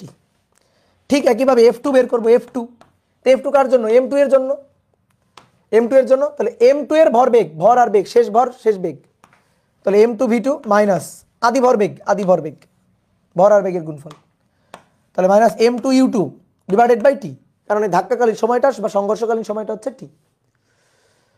বুঝতে পারছো? বলো বলো বলো বলো বলো বুঝতে পারছো? F1 সমান সমান এইটা আর F2 সমান সমান এইটা হবে না, কে বলছে F1 সমান সমান এইটা? কে বলছে F2 সমান সমান এইটা? এই যে 9-10 এর গলত কনসেপ্ট আছে তোমার। তাহলে এবার শোনো আমার কথা, শোনো আমার কথা শোনো এবং ভালো করে বোঝো। F1 সমান সমান এটা না। এবার F1 এর পরিচয়টা জানো। F1 এর পরিচয়টা দেখো, ওই যে সুন্দর করে বাংলা কথা আমি লিখছি F1 এর পরিচয়। F1 এর পরিচয়টা হচ্ছে M1 কর্তৃক M2 এর উপর প্রযুক্ত বল প্রযুক্ত হবে, যার উপর ভরবেগের পরিবর্তন হবে তার। কথা একেবারে মগজে ঢুকায় না, মগজে। বস্তুর উপর, যে বস্তুর উপর বল প্রযুক্ত হবে, ভরবেগের পরিবর্তন হবে তার। M1 এর দ্বারা বলটা প্রযুক্ত M2 এর উপর। কার উপর? M2 এর উপর। তাহলে ভরবেগের পরিবর্তন হবে কার? M2 এর। M2 এর ভরবেগের। তাহলে F1 হচ্ছে M2 এর উপর প্রযুক্ত। তাহলে ভরবেগের পরিবর্তনের হার হবে M2 এর, ভরবেগের পরিবর্তন হবে M2 এর। F1 M2 এর উপর আর F2 M1 এর উপর। ভালো করে বুঝবা এই জিনিসটা। বুঝলা আমার কথা? বুঝলা? তাহলে F1 এর পরিচয় M1 দ্বারা M2 এর উপর প্রযুক্ত বল। তাহলে কার উপর? M2 এর উপর। তাহলে ভরবেগের পরিবর্তন নিতে হবে M2 এর। তাহলে M2 এর ভরবেগের পরিবর্তন দেখো, M2 এর শেষ বেগ V2, M2 এর আদি বেগ U2 ডিভাইডেড বাই পরিবর্তন বের করতে গেলে হার T দিয়ে ভাগ। এবার তাহলে দেখি তুমি কেমন বুঝলা F2 এর পরিচয়টা। দেখি F2 এর পরিচয় কেমন বুঝলা। F2 এর পরিচয় M2 দ্বারা M1 এর উপর প্রযুক্ত বল। M2 দ্বারা M1 এর উপর প্রযুক্ত বল। কার উপর? M1 এর উপর। যার উপর বল প্রযুক্ত হবে, ভরবেগের পরিবর্তন হবে তার। আমরা আগে উল্টা লিখে ফেলছিলাম, এটা M1 এর ভরবেগের পরিবর্তন হার। তাহলে M1 এর শেষ বেগ V1 মাইনাস আদি বেগ U1 divided by time T। ওকে, এইবার ঠিক আছে। এইবার M1 এবং M2 এর পরিচয় এইবার লেখা ঠিক আছে। ওকে, ডান। তাহলে এবার আসো, ক্রিয়া এবং প্রতিক্রিয়া পরস্পর সমান ও বিপরীত। তাহলে F1 মাইনাস F2, F1 এই যে F1 M2 V2 minus U2 divided by T সমান সমান মাইনাস এটা। তাহলে M1 V1 minus U1 divided by T। তাহলে T আর T কাটাকাটি গেল। ঠিক আছে। অনেকে একটা জিনিস বলতে পারো, বা অনেকের কনফিউশন হয়, ভাই আপনি বললেন বাহ্যিক কোনো বল প্রযুক্ত হয়নি, তাহলে আবার ভরবেগের পরিবর্তন কেন বের করতেছেন? আমি কিন্তু এটা বলি না যে বাহ্যিক বল প্রযুক্ত হয়নি। আমি কথাটা পুরা করো, পুরা কথাটা বলো। ঠিক আছে, মানে ব্যাপারটা হয়ে গেছে এরকম, যেখানে ময়লা ফেলিবেন, না ফেলিলে 50 টাকা জরিমানা। তো তুমি মনে করো যে মানে ওই না ফেলিলে 50 টাকা জরিমানা পড়তেছো, কিন্তু এর আগে একটা কথা বলছি সেটা তুমি আর পড়তেছো না, মানে পুরো কথাটা পড়তেছো না। তাহলে পুরো কথাটা ভালো করে পড়তে হবে। পুরো কথাটা কি ছিল? ক্রিয়া প্রতিক্রিয়া ছাড়া অন্য কোনো বাহ্যিক বল ক্রিয়া করতে পারবে না। তাহলে ক্রিয়া প্রতিক্রিয়া ছাড়া অন্য কোনো বাহ্যিক বল ক্রিয়া করে না। এখানে ক্রিয়া আর প্রতিক্রিয়া আছে। তাহলে ক্রিয়া বলের জন্য ভরবেগের পরিবর্তন, প্রতিক্রিয়া বলের জন্য বস্তুর ভরবেগের পরিবর্তন, তাই না? তাহলে টি টি কাটাকাটি একটু ভেঙে দিই। M2 V2 minus M2 U2 minus M1 V1 minus মাইনাসে প্লাস M1 U1। এবার M2 U2টাকে ওই পাশে নিয়ে যাই। তাহলে অতএব M1 U1 plus M2 U2, আর M1 V1টাকে এই পাশে নিয়ে আসি। তাহলে M1 V1 plus M2 V2। দেখো তো কি হইল, দেখো তো এই জিনিসটা, এই লাইনটা পড়ো তো, দেখো তো কি হইল। আদি ভরবেগের সমষ্টি, বস্তু দুইটার আদি ভরবেগের সমষ্টি, আর বস্তু দুইটার শেষ ভরবেগের সমষ্টি না? M1 U1 plus M2 U2 আদি ভরবেগের সমষ্টি, M1 V1 plus M2 V2 শেষ ভরবেগের সমষ্টি। ওকে, তাহলে আদি ভরবেগের সমষ্টি, শেষ ভরবেগের সমষ্টি, এটা এটা summation of P initial, summation of P final. একটা বস্তু থাকলে তখন আমরা লিখতে পারি P ইনিশিয়াল P ফাইনাল।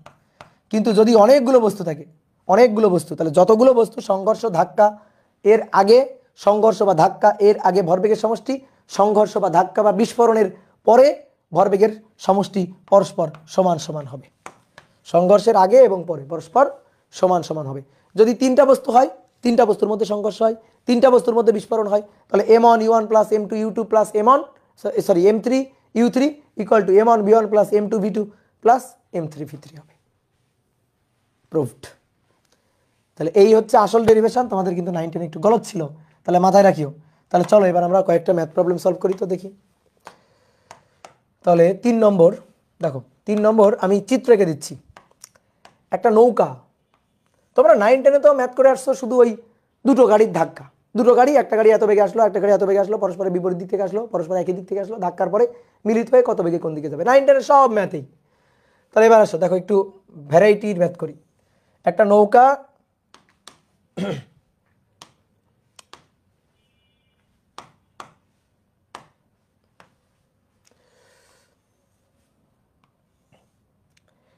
এই নৌকার গলুই বা প্রান্ত আর কি, নৌকার প্রান্ত,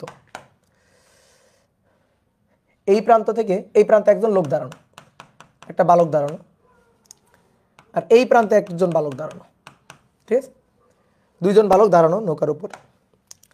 আর নৌকা এই যে নদীতে ভেসে আছে স্থির অবস্থায়। নৌকার ভর হচ্ছে 300 কেজি, নৌকাটার ভর। এই বালকের ভর হচ্ছে 20 কেজি, আর এই বালকের ভর হচ্ছে 25 কেজি। এই বালকের ভর হচ্ছে 25 কেজি। এই অবস্থায় ছিল এটা আগে। এবার কি বলছে যে এই নৌকার উপর, স্থির নৌকার উপর 20 কেজি ভরের বালক এবং 25 কেজি ভরের বালক ছিল, নৌকার ভর হচ্ছে 300 কেজি।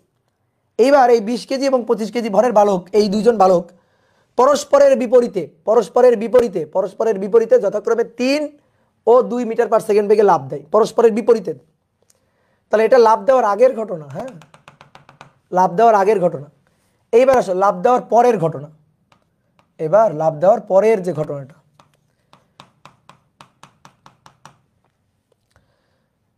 তাহলে এই যে 20 কেজি ভরের বালক সেই দিকে লাফ দিয়ে পড়ছে, আর 25 কেজি ভরের বালক সেই দিকে লাফ দিয়ে পড়ছে। এই যে দুইজন বালক দুই দিকে লাফ দিয়ে পড়ছে। তাহলে প্রশ্ন হচ্ছে নৌকাটা কত বেগে কোন দিকে যাবে। এটা 20 কেজি ছিল, এদিকে লাফ দিয়ে পড়ছে কত বেগে, 3 মিটার পার সেকেন্ড বেগে। আর এটা ছিল 25 কেজি, লাফ দিয়ে পড়ছে কত বেগে, 2 মিটার পার সেকেন্ড বেগে, পরস্পরের বিপরীতে। তাহলে নৌকা কত বেগে কোন দিকে যাবে। 9 10 এর প্রবলেম, হ্যাঁ। তাহলে শোনো এবার, বন্দুক থেকে গুলি ছোড়া হলে বন্দুক ধাক্কা খেয়ে পিছনের দিকে। এই যে বন্দুকের ক্ষেত্রে ভরবেগের সংরক্ষণশীলতা, ঠিক তেমনি নৌকা থেকে লাফ দিয়ে পড়লে নৌকা ধাক্কা খেয়ে সরে যায় কোন দিকে, পিছন দিকে। দেখো এই কারণে কি হয়, নৌকা থেকে যখন যাত্রীরা নামে তখন কিন্তু আগে নৌকাটাকে পাড়ের সাথে বেঁধে নেয়, দেন তারপরে যাত্রীরা নামে। না হলে যাত্রী মনে করে একজন একজন একজন একজন করে যাত্রী নামতে থাকতো, নৌকা পিছনের দিকে সরে যাইতো। ঠিক আছে, ওকে। তাহলে আসো দেখো, ধাক্কার আগে, সংঘর্ষের আগে, সংঘর্ষের পরে বাহ্যিক অন্য কোনো বল প্রযুক্ত হয়নি। তাহলে জাস্ট সংঘর্ষ, ক্রিয়া প্রতিক্রিয়া, ধাক্কা, বিস্ফোরণ, তাহলে তার আগের ভরবেগের সমষ্টি পরের ভরবেগের সমষ্টি সমান সমান থাকবে। তাহলে এই যে বস্তুটা, মানে এই যে বালকটা, তার ভরকে আমি বললাম m1, এই বালকের ভরকে বললাম m2, নৌকার ভরকে বললাম m3। দেখো প্রথমে সবাই স্থির ছিল, তাহলে এর বেগ u1 ছিল 0, এর বেগ u2ও ছিল 0 আদিতে, ধাক্কার আগে, সংঘর্ষের আগে। নৌকাও স্থির ছিল, তাহলে নৌকার u3 বেগটা ছিল 0।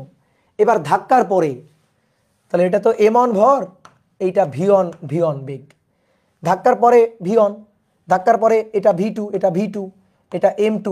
তাহলে এই যে m3 ভরের নৌকাটি কত বেগে যাবে সেই v3টা আমাদের বের করতে বলছে। এইবার দেখো দুইজন বালক দুই দিকে লাফ দিয়ে পড়ছে না, এই বালক যেদিকে লাফ দিয়ে পড়ছে এই বালক তার বিপরীত দিকে লাফ দিয়ে পড়ছে। তো আমি এই দিকটাকে যদি প্লাস ধরে এই দিকটা হচ্ছে মাইনাস, তাহলে v1 হচ্ছে এটা মাইনাস, আর v2 হচ্ছে এটা, সরি v1টাকে প্লাস ধরি আর v2টা হচ্ছে মাইনাস, দিকটাকে ধরলাম। তাহলে এবার ভরবেগের সংরক্ষণশীলতা, summation of P initial summation of P final.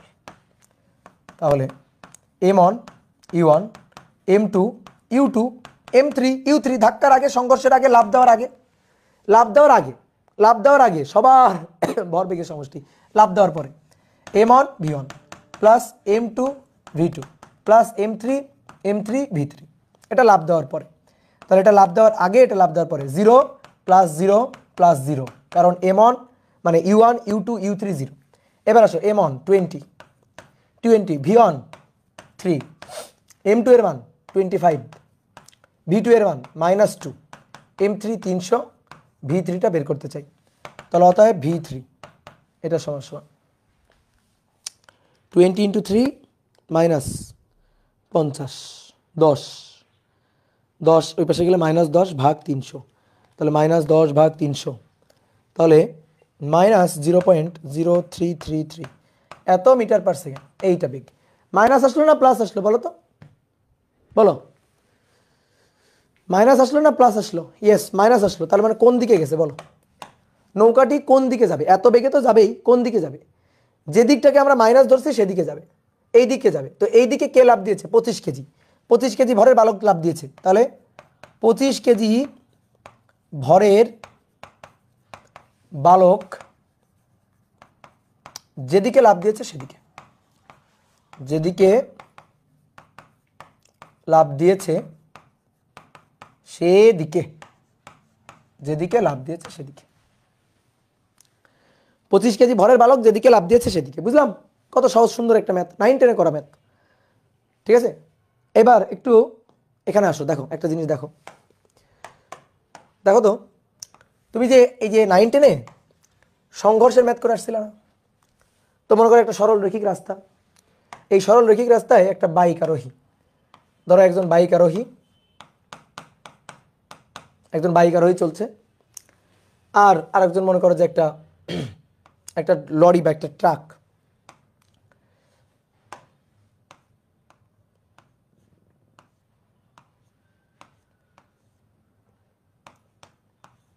একটা ট্রাক আসতেছে। তো এবার প্রশ্ন হচ্ছে যে এই দুইটার মুখোমুখি সংঘর্ষ হইল, সংঘর্ষের পরে ধরো মিলিত হয়ে গেল। প্রশ্ন হচ্ছে মিলিত হয়ে তারা কোন দিকে যাবে? এটা নির্ধারণ করে কে? এটা নির্ধারণ করে কে? ধরো ভারী একটা ট্রাক, কম ভরের একটা মোটরসাইকেল, সংঘর্ষ হলো, সংঘর্ষের পরে মিলিত হয়ে গেল। কে কাকে ঠেলে নিয়ে যাবে? ট্রাক বাইককে ঠেলে নিয়ে যাবে, নাকি বাইক ট্রাককে ঠেলে নিয়ে যাবে মিলিত হয়ে? এটা নির্ধারণ করে কে? দেখো, দুইটা বস্তুর মধ্যে সংঘর্ষ হয়েছে, সংঘর্ষ হইলে যে ভারী সেই কিন্তু হালকাটাকে ধাক্কা দিয়ে ঠেলে নিয়ে যাবে, ভারী সে হালকাটাকে ডোমিনেট করে ধাক্কা দিয়ে ঠেলে নিয়ে যাবে মিলিত হয়ে, তাই না? তাই না? নাকি যেটার বেগ বেশি সেইটা বাকিটাকে ধাক্কা দিয়ে নিয়ে চলে যাবে? বলো তো, তাহলে যেটার বেগ বেশি সে বাকিটাকে ধাক্কা নিয়ে যাবে, নাকি যেটার ভর বেশি সে বাকিটাকে ধাক্কা নিয়ে যাবে? উত্তর হচ্ছে যার বেগ বেশি সে ধাক্কা দিয়ে যাবে এমন কোনো কথা না, যার বেগ বেশি সে বাকিটাকে ধাক্কা, যার ভর বেশি সে বাকিটাকে ধাক্কা নিয়ে যাবে এমনও কোনো কথা নেই। তাহলে কে ডোমিনেট করবে? যার ভর বেগ বেশি, ভর এবং বেগের গুণফল যার বেশি। বুঝতে পারছো? ভর এবং বেগের গুণফল যার বেশি সে ডোমিনেট করবে। যেমন আমি একটা ম্যাথ যদি তোমার করাই, ধরো এই যে এদের মুখোমুখি সংঘর্ষ হইল, তো মনে করো এই বাইকের বেগ হচ্ছে 100 মিটার পার সেকেন্ড, বাইকের ভর হচ্ছে ধরো 200 কেজি, বাইকের ভর। এই ট্রাকের ভর হচ্ছে 400 কেজি, আর ট্রাকের বেগটা হচ্ছে 0.000, ট্রাকের বেগটা হচ্ছে ধরো 100, এটা 50 মিটার পার সেকেন্ড, ধরো 50 মিটার পার সেকেন্ড। এই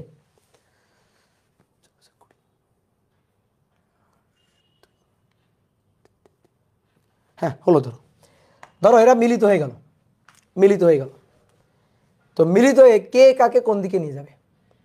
মিলিত হয়ে গেলে তাহলে দেখো 200, এই যে সংঘর্ষের আগে আর সংঘর্ষের আগে এর জন্য m1 u1, এটা m1 আর এই বেগটা u1, আর এটা m2, এই বেগটা u2। সংঘর্ষের আগে কিন্তু এটা, তাহলে u1টা যদি আমি পজিটিভ ধরি, এই দিকটা যদি আমি পজিটিভ চিন্তা করি, তাহলে এই দিকটা নেগেটিভ, তাহলে এটা কিন্তু নেগেটিভ। এবার সংঘর্ষের পরে তো মিলিত হয়ে গেল, আচ্ছা নিচে রাখি, এটা সংঘর্ষের পরে মিলিত হয়ে গেল।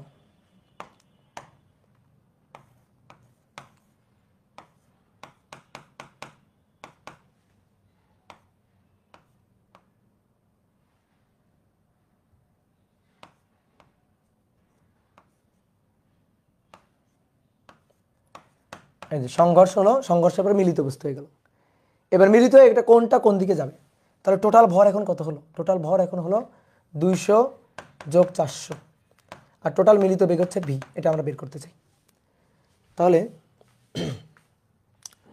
m1 u1 plus m2 u2 m2 u2 equal to m1 plus m2 into V, মিলিত বেগ ভি। তাহলে এই দুইটা গুণ করি, m1 এর মান 200, u1 এর মান প্লাস 100, m2 এর মান হচ্ছে 400, u2 এর মান 50। কিন্তু কেমন 50? -50। তাহলে দুইটা বস্তুর মিলিত ভর হচ্ছে 2 4 600 আর মিলিত বেগ হচ্ছে ভি। তাহলে অতএব মিলিত বেগ ভি বের করব, মিলিত বেগ ভি বের করব। তাহলে 200 গুণ 100, 200 গুণ 100 বিয়োগ 400 গুণ -50, ঠিক আছে, এটা ভাগ 600।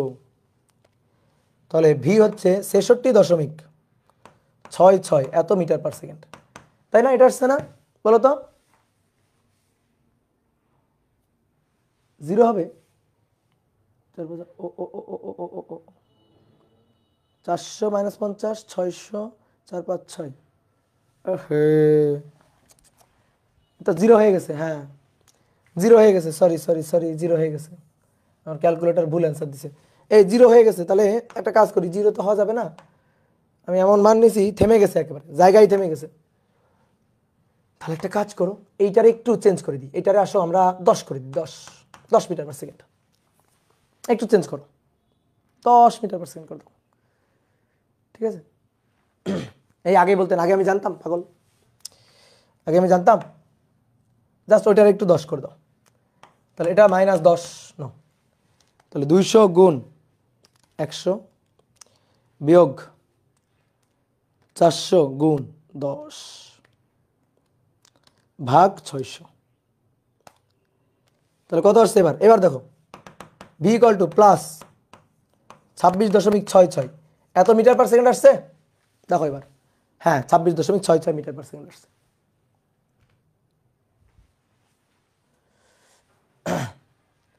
ভাইয়ের ক্যালকুলেটর আমার ধোকা দিয়ে দিল, হ্যাঁ ক্যালকুলেটর ধোকা দিয়ে দিল।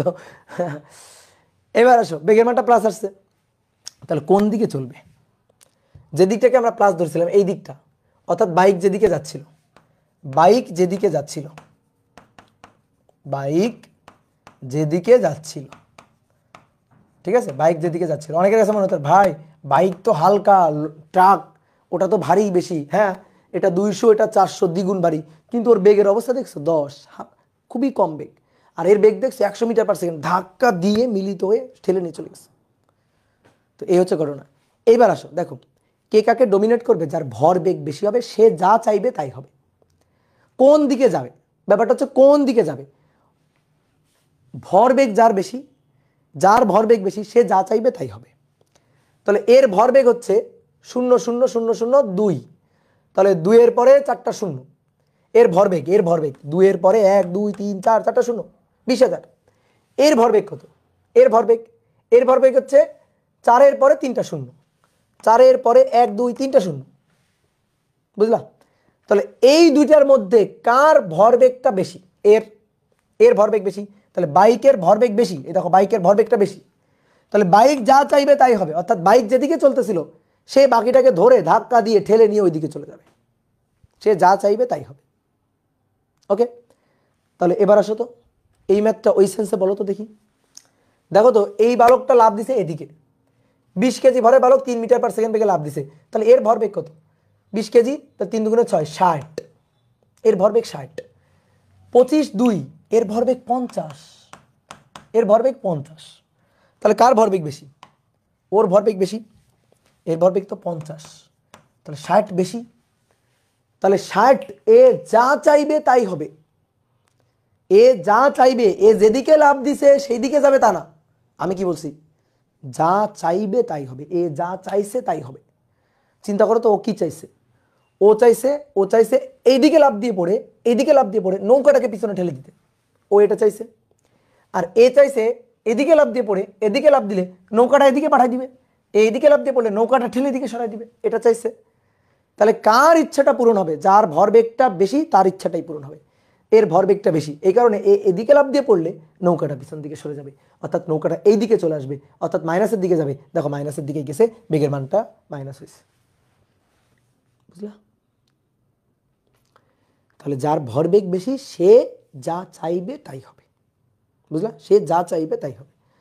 তাহলে এ যখন এদিকে লাফ দিয়ে পড়ছে, তো এর ভরবেগটা বেশি, তো এইদিকে লাফ দিয়ে পড়লে নৌকাটাকে পিছন দিকে পাঠাই দিবে। কি ক্লিয়ার? নৌকাটাকে পিছন দিকে পাঠাই দিবে। এই হচ্ছে কাহিনী। বুঝলা? মনে করো এরকম মোটু একটা লোক, এটা নৌকা, এই নৌকার উপর ধরো এটা মোটু একটা লোক, হ্যাঁ, সে এইদিকে লাফ দিয়ে পড়ছে, আর আমি আমার মতো পাতলা শুকনা একটা লোক, সে এইদিকে লাফ দিয়ে পড়ছে। তা আমি মনে করো বেশ ভালোই বেগে লাফ দিয়ে পড়ছি, আর এই মোটু লোকটা জাস্ট লাফ দিয়ে পড়ছে, জাস্ট কোনো মতে লাফ দিয়ে পড়ছে। তাহলে মনে করো নৌকা এইভাবে উড়ে চলে যাবে এইদিকে। বুঝতে পারছো?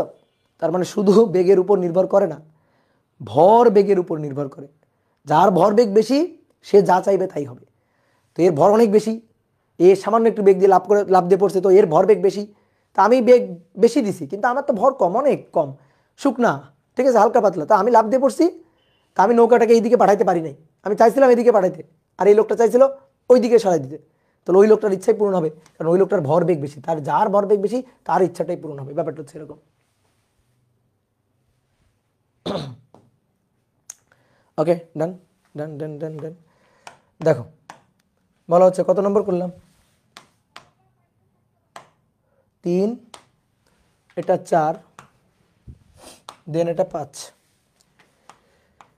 বলা হচ্ছে স্কেটিং জুতা পায়ে, স্কেটিং জুতা মানে ফ্রিকশন নেই, তলে ফ্রিকশন নেই, বুঝছো? স্কেটিং জুতা পায়ে দাঁড়ানো তোমার কাছে, দাঁড়ানো তোমার কাছে অয়ন, অয়ন নামে কেউ একজন, অয়ন 3.3 কেজি ভরের একটি বল ছোড়ে। আমি যেটা লিখতেছি এটা চোখ বন্ধ করে কল্পনা করো, কারণ একটা ম্যাথ পড়ে তোমার তো ম্যাথটা বাংলা কথা লেখা থাকবে, তো বাংলা কথাই লেখা থাকলে তোমরা না ম্যাথটা দৃশ্য গল্পটা কেমন এটা ভাবতে গিয়ে মনে করো যে উল্টাপাল্টা করে ফেলো।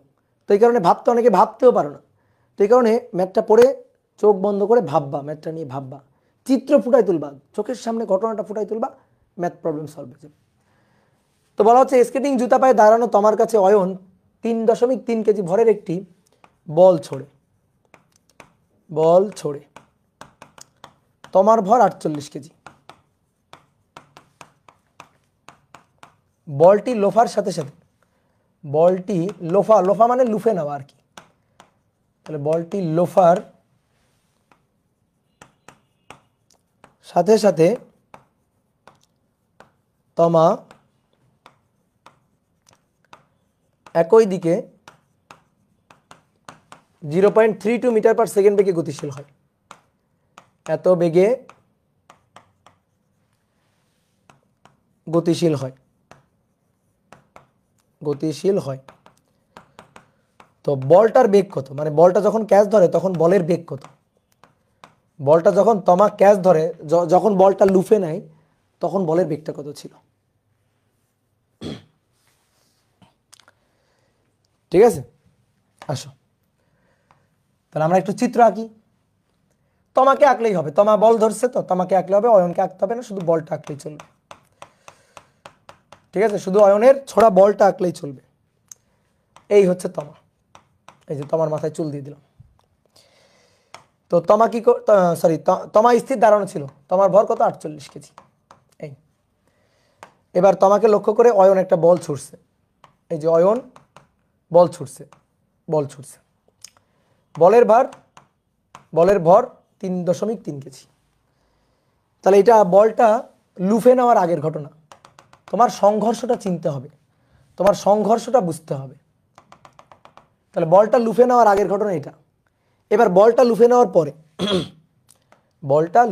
পরে তো তমা কি করছে? বলটা লুফে নিল, এই যে তমা বলটা লুফে নিয়ে একই দিকে, মানে বলটা যেদিক দিয়ে আসছে ওই একই দিকে বলটা নিয়ে গতিশীল হয়ে গেছে। কত বেগে? 0.32 মিটার পার সেকেন্ড বেগে গতিশীল হয়ে গেছে। তো বলা হচ্ছে তমা যখন বলটি ক্যাচ ধরে, যখন বলটি লুফে নেয়, এই যে এই পয়েন্টে এই পয়েন্টে বলের বেগটা কত, এই যে বলের বেগ, এই বলের বেগটা কত এটা বের করতে হবে। কি ক্লিয়ার? তাহলে এটা ধাক্কার আগে, সংঘর্ষের আগে, এটা সংঘর্ষের পরে। এটা হয়তো মিলিত বস্তুর মতো, গাড়ির সংঘর্ষের মতো। একটা গাড়ি স্থির অবস্থায় আছে, আর একটা গাড়ি এসে ধাক্কা দিল, ধাক্কা দেওয়ার পরে মিলিত হয়ে গেল, মিলিত হয়ে কত বেগে কোন দিকে যাবে সেই টাইপের ম্যাথ। তাহলে মিলিত বেগটা আমাদের বলে দেওয়া আছে, বল আর তমা একই সাথে হয়ে গেছে না, মিলিত বস্তু হয়ে গেছে না। তা আমাদের বের করতে হবে বলটা কত বেগে ছোড়া হয়েছিল, বলের বেগটা কত, যখন তমা বল ধরে তখন বলের বেগটা কত। এই বেগটা u1, এর যে ভরটা সেই ভরটা m1, ওকে। এই বেগটা u2, এর বেগটা u2, তো এ তো স্থির দাঁড়ানো ছিল, আর এর ভরটা হচ্ছে m2। তাহলে m1 u1 m2 u2 দুটো মিলে মিলিত বস্তু, m1 প্লাস m2, আর মিলিত বেগ হচ্ছে v, ভিটা দেওয়া আছে। শেষ ম্যাথ শেষ। তাহলে আসো হিসাব নিকাশ করি। m1 u1 plus m2 u2 equal to m1 v1 plus m2 v2, তাই না? m1 v1 plus m2 v2 মিলিত হয়ে গেছে, তাহলে একবারে m1 প্লাস m2 ইন্টু মিলিত বেগ v। তাহলে ভাইয়া m1 এর মান 3.3, u1টা বের করতে চাই, তমা তো স্থির বসেছিল, তাহলে এটা 0। m1 3.3 প্লাস m2 এর মান 48 কেজি, আমি v বের করতে চাই, ওকে। দেন এখান থেকে ভিটা, সরি ভিটা তো দেওয়া আছে, আমি u1টা বের করতে চাই, এটা 0.32, তাহলে অতএব v, অতএব বেগ v, রাইট, অতএব বেগ u1। তাহলে 3.3 যোগ 48 গুণ 0.32 ভাগ 3.3, তাহলে 4.97। তাহলে তোমার যখন বলটা ধরে তখন বলের বেগ ছিল এইটা, বুঝলা? 4.97, ইয়েস। সহজ না? বলো। 5 নম্বর গেল, এবার আসো 6 নম্বর। 6 নম্বর, ধরো তুমি একদিন সুন্দরবন ঘুরতে গেছো, সুন্দরবন ঘুরতে গেছো, ঘুরতে গিয়ে ধরো যে তোমার ইচ্ছা হয়েছে একটু বাঘ শিকার করবা, বাঘ শিকার করবা, বাঘ গুলি করবা। তো তুমি একটা বাঘের মানে সামনাসামনি হয়ে গেছো হঠাৎ করে, একটা বাঘ। তাহলে দেখো ভালো করে খেয়াল করো, আমি চিত্র আঁকতেছি, প্রশ্নটা লিখতেছি না। তাহলে তুমি একটা বাঘের সম্মুখীন হয়েছো, তাহলে তোমার সামনে একটা বাঘ, তো আমি বাঘটাকে আঁকতেছি। ধরো এইটা হচ্ছে বাঘ, এই বাঘটা তোমার দিকে ধেয়ে আসতেছে, বাঘটা, ঠিক আছে? এই যে বাঘ তোমার দিকে ধেয়ে আসছে, তো তুমি বাঘটাকে লক্ষ্য করে গুলি ছুটছো, তুমি বাঘটাকে লক্ষ্য করে বন্দুক থেকে গুলি ছুটতেছো, বন্দুক থেকে একটার পর একটা গুলি ছুটতেছো, এভাবে গুলি ছুটতেছো তুমি বাঘটাকে লক্ষ্য করে, ওকে। এই বাঘের ভর 40 কেজি, অনেক দিন খাইতে পায় না, খুবই ক্ষুধার্ত বাঘ। আর বাঘটা ধেয়ে আসতেছে 10 মিটার পার সেকেন্ড বেগে তোমার দিকে ধেয়ে আসতেছে, 10 মিটার পার সেকেন্ড বেগে তোমার দিকে ধেয়ে আসতেছে বাঘটা। তুমি কি করছো? তোমার কাছে রাইফেল আছে, বন্দুক আছে, তুমি বন্দুক থেকে গুলি ছোড়া শুরু করে দিছো। তো গুলিগুলার ভর, প্রত্যেকটা গুলির ভর 50 গ্রাম, এবং গুলিগুলা ছুটতেছো তুমি 800 মিটার পার সেকেন্ড বেগে গুলি ছুটতেছো। তো প্রশ্ন হচ্ছে, এইভাবে তুমি গুলি ছুড়ে বাঘটাকে, মানে কতগুলো গুলি ছুড়ে তুমি বাঘটাকে থামাতে পারবে? কতগুলো গুলি ছুড়ে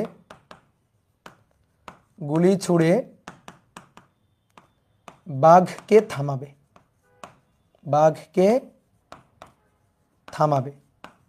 কতগুলো গুলি ছুড়ে তুমি বাঘটাকে থামাবে? একজন শিকারীর দিকে 40 কেজি ভরের একটি বাঘ 10 মিটার পার সেকেন্ড বেগে ধেয়ে আসছে। শিকারী বাঘটিকে লক্ষ্য করে তার বন্দুক থেকে 800 মিটার পার সেকেন্ড বেগে 50 গ্রাম ভরের বুলেট ছোড়া শুরু করলো। শিকারী যদি বাঘটাকে থামাতে চায় তাহলে কতটি বুলেট ছুটতে হবে?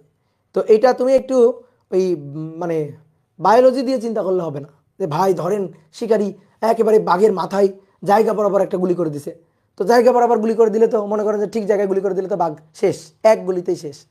তো কথা হচ্ছে এক গুলিতে শেষ করা যাবে না। এই বাঘটা হচ্ছে রোবোটিক বাঘ, ফিজিক্স দিয়ে চিন্তা করতে হবে, ফিজিক্স দিয়ে লজিক দিয়ে চিন্তা করতে হবে তোমার, ঠিক আছে? বাঘের মাথায় গুলি করে দিলাম, বাঘ চিৎপটাং হয়ে গেছে, ওইসব কথা বলা যাবে না। তাহলে বাঘটাকে থামাইতে গেলে কতগুলো গুলি ছুটতে হবে, এটা ফিজিক্সের লজিক দিয়ে তোমাদের চিন্তা করতে হবে, ভরবেগের সংরক্ষণশীলতার লজিক দিয়ে তোমাকে চিন্তা করতে হবে। তাহলে দেখো আসো, বুঝতে পারো কিনা সংঘর্ষ কোথায়? এই গুলি আর বাঘের সংঘর্ষ, সংঘর্ষে বাঘ আর গুলি একসাথে মিলে মিলিত বস্তু হয়ে যাচ্ছে। তাহলে এটা হচ্ছে সংঘর্ষের আগের ঘটনা। এবার তুমি তো গুলি ছুড়ে যাচ্ছ, তো গুলি লাগার পরে বাঘটাকে থামতে হবে। তাহলে আমি ধরলাম এন সংখ্যক গুলি ছোড়া হলো। কতগুলো? ধরলাম এন সংখ্যক গুলি ছোড়া হলো, এন সংখ্যক গুলি ছুড়ে বাঘটাকে থামাবো। তার মানে এন সংখ্যক গুলি আর বাঘ এসে দুইটা মিলিত বস্তু হয়ে বাঘটা থেমে গেছে। তাহলে সংঘর্ষ কার কার মধ্যে? বাঘের সাথে গুলির। গুলি গিয়ে বাঘের গায়ে লেগে যাচ্ছে না, বিদ্ধ হয়ে যাচ্ছে না? তাহলে গুলি আর বাঘ দুটো আলাদা আলাদা বস্তু, সংঘর্ষের পরে ধাক্কা লেগে মিলিত হয়ে গেছে। এটাই তো কথা নাকি? সংঘর্ষের পরে ধাক্কা লেগে মিলিত হয়ে গেছে। তাহলে এটা গুলি লাগার আগে। এবার মনে করো এন সংখ্যক গুলি ছড়া হয়েছে, এবার গুলি লাগার পরের ঘটনা। তাহলে গুলি লাগার পরে কি হবে? গুলি লাগার পরে বাঘের পেট ভরে গেছে। এই যে বাঘের পেট, এই পেট গুলি দিয়ে ভরে গেছে। এই যে গুলি দিয়ে বাঘের পেট ভরে গেছে, বুঝছো? তাহলে বাঘের ভর কত? এখন ভর কত? মিলিত ভর কত? মিলিত ভর হচ্ছে গুলির ভর প্লাস বাঘের ভর, অর্থাৎ 40, বা আমরা এইভাবে লিখি, এটা হচ্ছে U1, এটা হচ্ছে M1, তারপরে এইটা হচ্ছে M2, এটা হচ্ছে U2। গুলি লাগার পরে বাঘটাকে থামাতে হবে, তাহলে শেষ বেগ V হবে 0 আর টোটাল ভর হবে M1 প্লাস M2। আর M1টা এটা হবে n সংখ্যক গুলির বেগ। এটা কিন্তু 50 গ্রাম না, n গুণ 50 গ্রাম, ঠিক আছে? n গুণ 50 গ্রাম। তাহলে M1U1 plus M2U2 equal to M1 plus M2 into ভাই মিলিত বেগ V, তাহলে আসো M1 কতগুলো? n সংখ্যক, প্রত্যেকটা গুলির ভর কত? 50 গ্রাম। তাহলে n সংখ্যক 50 গ্রাম, 50 গুণ 10⁻³ U1 এর মান কত? 800। তাহলে আমি ধরি এই দিকটা প্লাস, সো এই দিকটা তাহলে মাইনাস, তাহলে 800 আগে মাইনাস, সরি 800 আগে হ্যাঁ প্লাস। এবার M2 হচ্ছে 40 কেজি, 40 কেজি ভরের বাঘ এদিকে যাচ্ছে, তাহলে বাঘের বেগটা ঋণাত্মক দিকে, সো বাঘের বেগটা -10। এবার M1 প্লাস M2 হচ্ছে n 50 গুণ 10⁻³ প্লাস বাঘের ভর 40, এইটা মিলিত বেগ V থেমে যাবে, বাঘটা থেমে যাবে 0। তাহলে সবই জানি, শুধু জানি না n এর মান। এটা তো 0, এটা তো পুরোটাই 0। তাহলে অতএব n বের করব। n হচ্ছে 400 ভাগ 800 ভাগ 50 এক্সপোনেনশিয়াল ফাংশন -3। 10টি গুলি ছুটতে হবে, পরপর 10টি ঠাস করে গুলি ছুড়ে দেবা, তাহলে বাঘটা থেমে যাবে। দেখো এইটা নর্মাল সেন্সে আরও একটা সহজ নিয়ম আমি করতে পারি। সেটা হচ্ছে, চিন্তা করে দেখো, বোর্ডের দিকে তাকাতে হবে না, আমার দিকে দেখো। বাঘ আসতেছে, ওই দিক দিয়ে বাঘ আসতেছে, আমি বাঘটাকে থামাবো। তাহলে বাঘ যে ভরবেগ নিয়ে আসতেছে বাঘটা বিপরীত দিক থেকে আমাকে গুলি দিয়ে সেই সমপরিমাণ ভরবেগ দিয়ে হিট করতে হবে। তাহলে বাঘটা আসতেছে, বাঘের ভর আছে 40 কেজি, বাঘের বেগ আছে 10 মিটার পার সেকেন্ড, তাহলে বাঘের ভরবেগ 400 কেজি মিটার পার সেকেন্ড, এটা হচ্ছে বাঘের ভরবেগ। তাহলে বাঘের ওই ভরবেগটাকে শূন্য করে দিতে হবে। তাহলে আমাদের কি করতে হবে? আমার বাঘের বেগকে যদি শূন্য করতে হয়, তাহলে বাঘের ভরবেগের সমপরিমাণ ভরবেগ গুলি করে বিপরীত দিক থেকে দিতে হবে। কি ক্লিয়ার? তাহলে বাঘের ভর, বাঘের বেগ সমান সমান সমপরিমাণ ভরবেগ গুলি করে দিতে হবে। তো সমপরিমাণ ভরবেগ গুলি করলাম 50 গ্রাম, তাহলে 50 গুণ 10⁻³ 50, দেখো 50 গুণ 10⁻³ 50 গুণ 10⁻³ গুণ 800। দেখো কোনোদিন সমান সমান হয় না, অর্থাৎ একটা গুলি ছুড়ে বাঘকে থামানো যাবে না, তাহলে n সংখ্যক গুলি ছুটতে হবে, তাহলে গুণ n, এই যে গুণ n। তাহলে সবই জানি না n এর মানটা বের করো, দেখো n এর মান 10টি। n এর মান বের করলে দেখবা n এর মান আসবে 10টি, বুঝলা?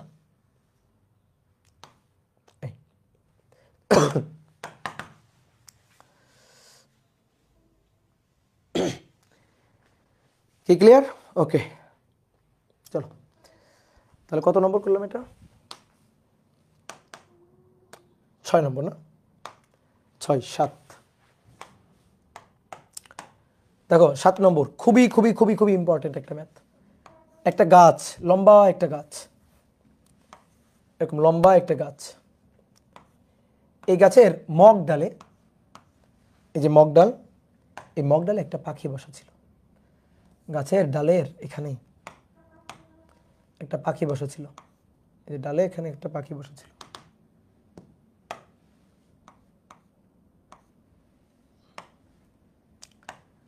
তো এই হচ্ছে পাখিটা।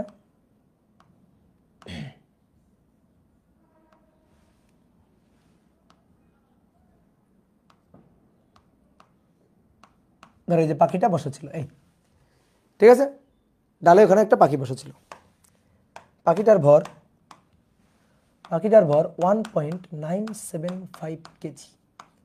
এটা হচ্ছে পাখিটার ভর। পাখি কিন্তু স্থির বসা ছিল।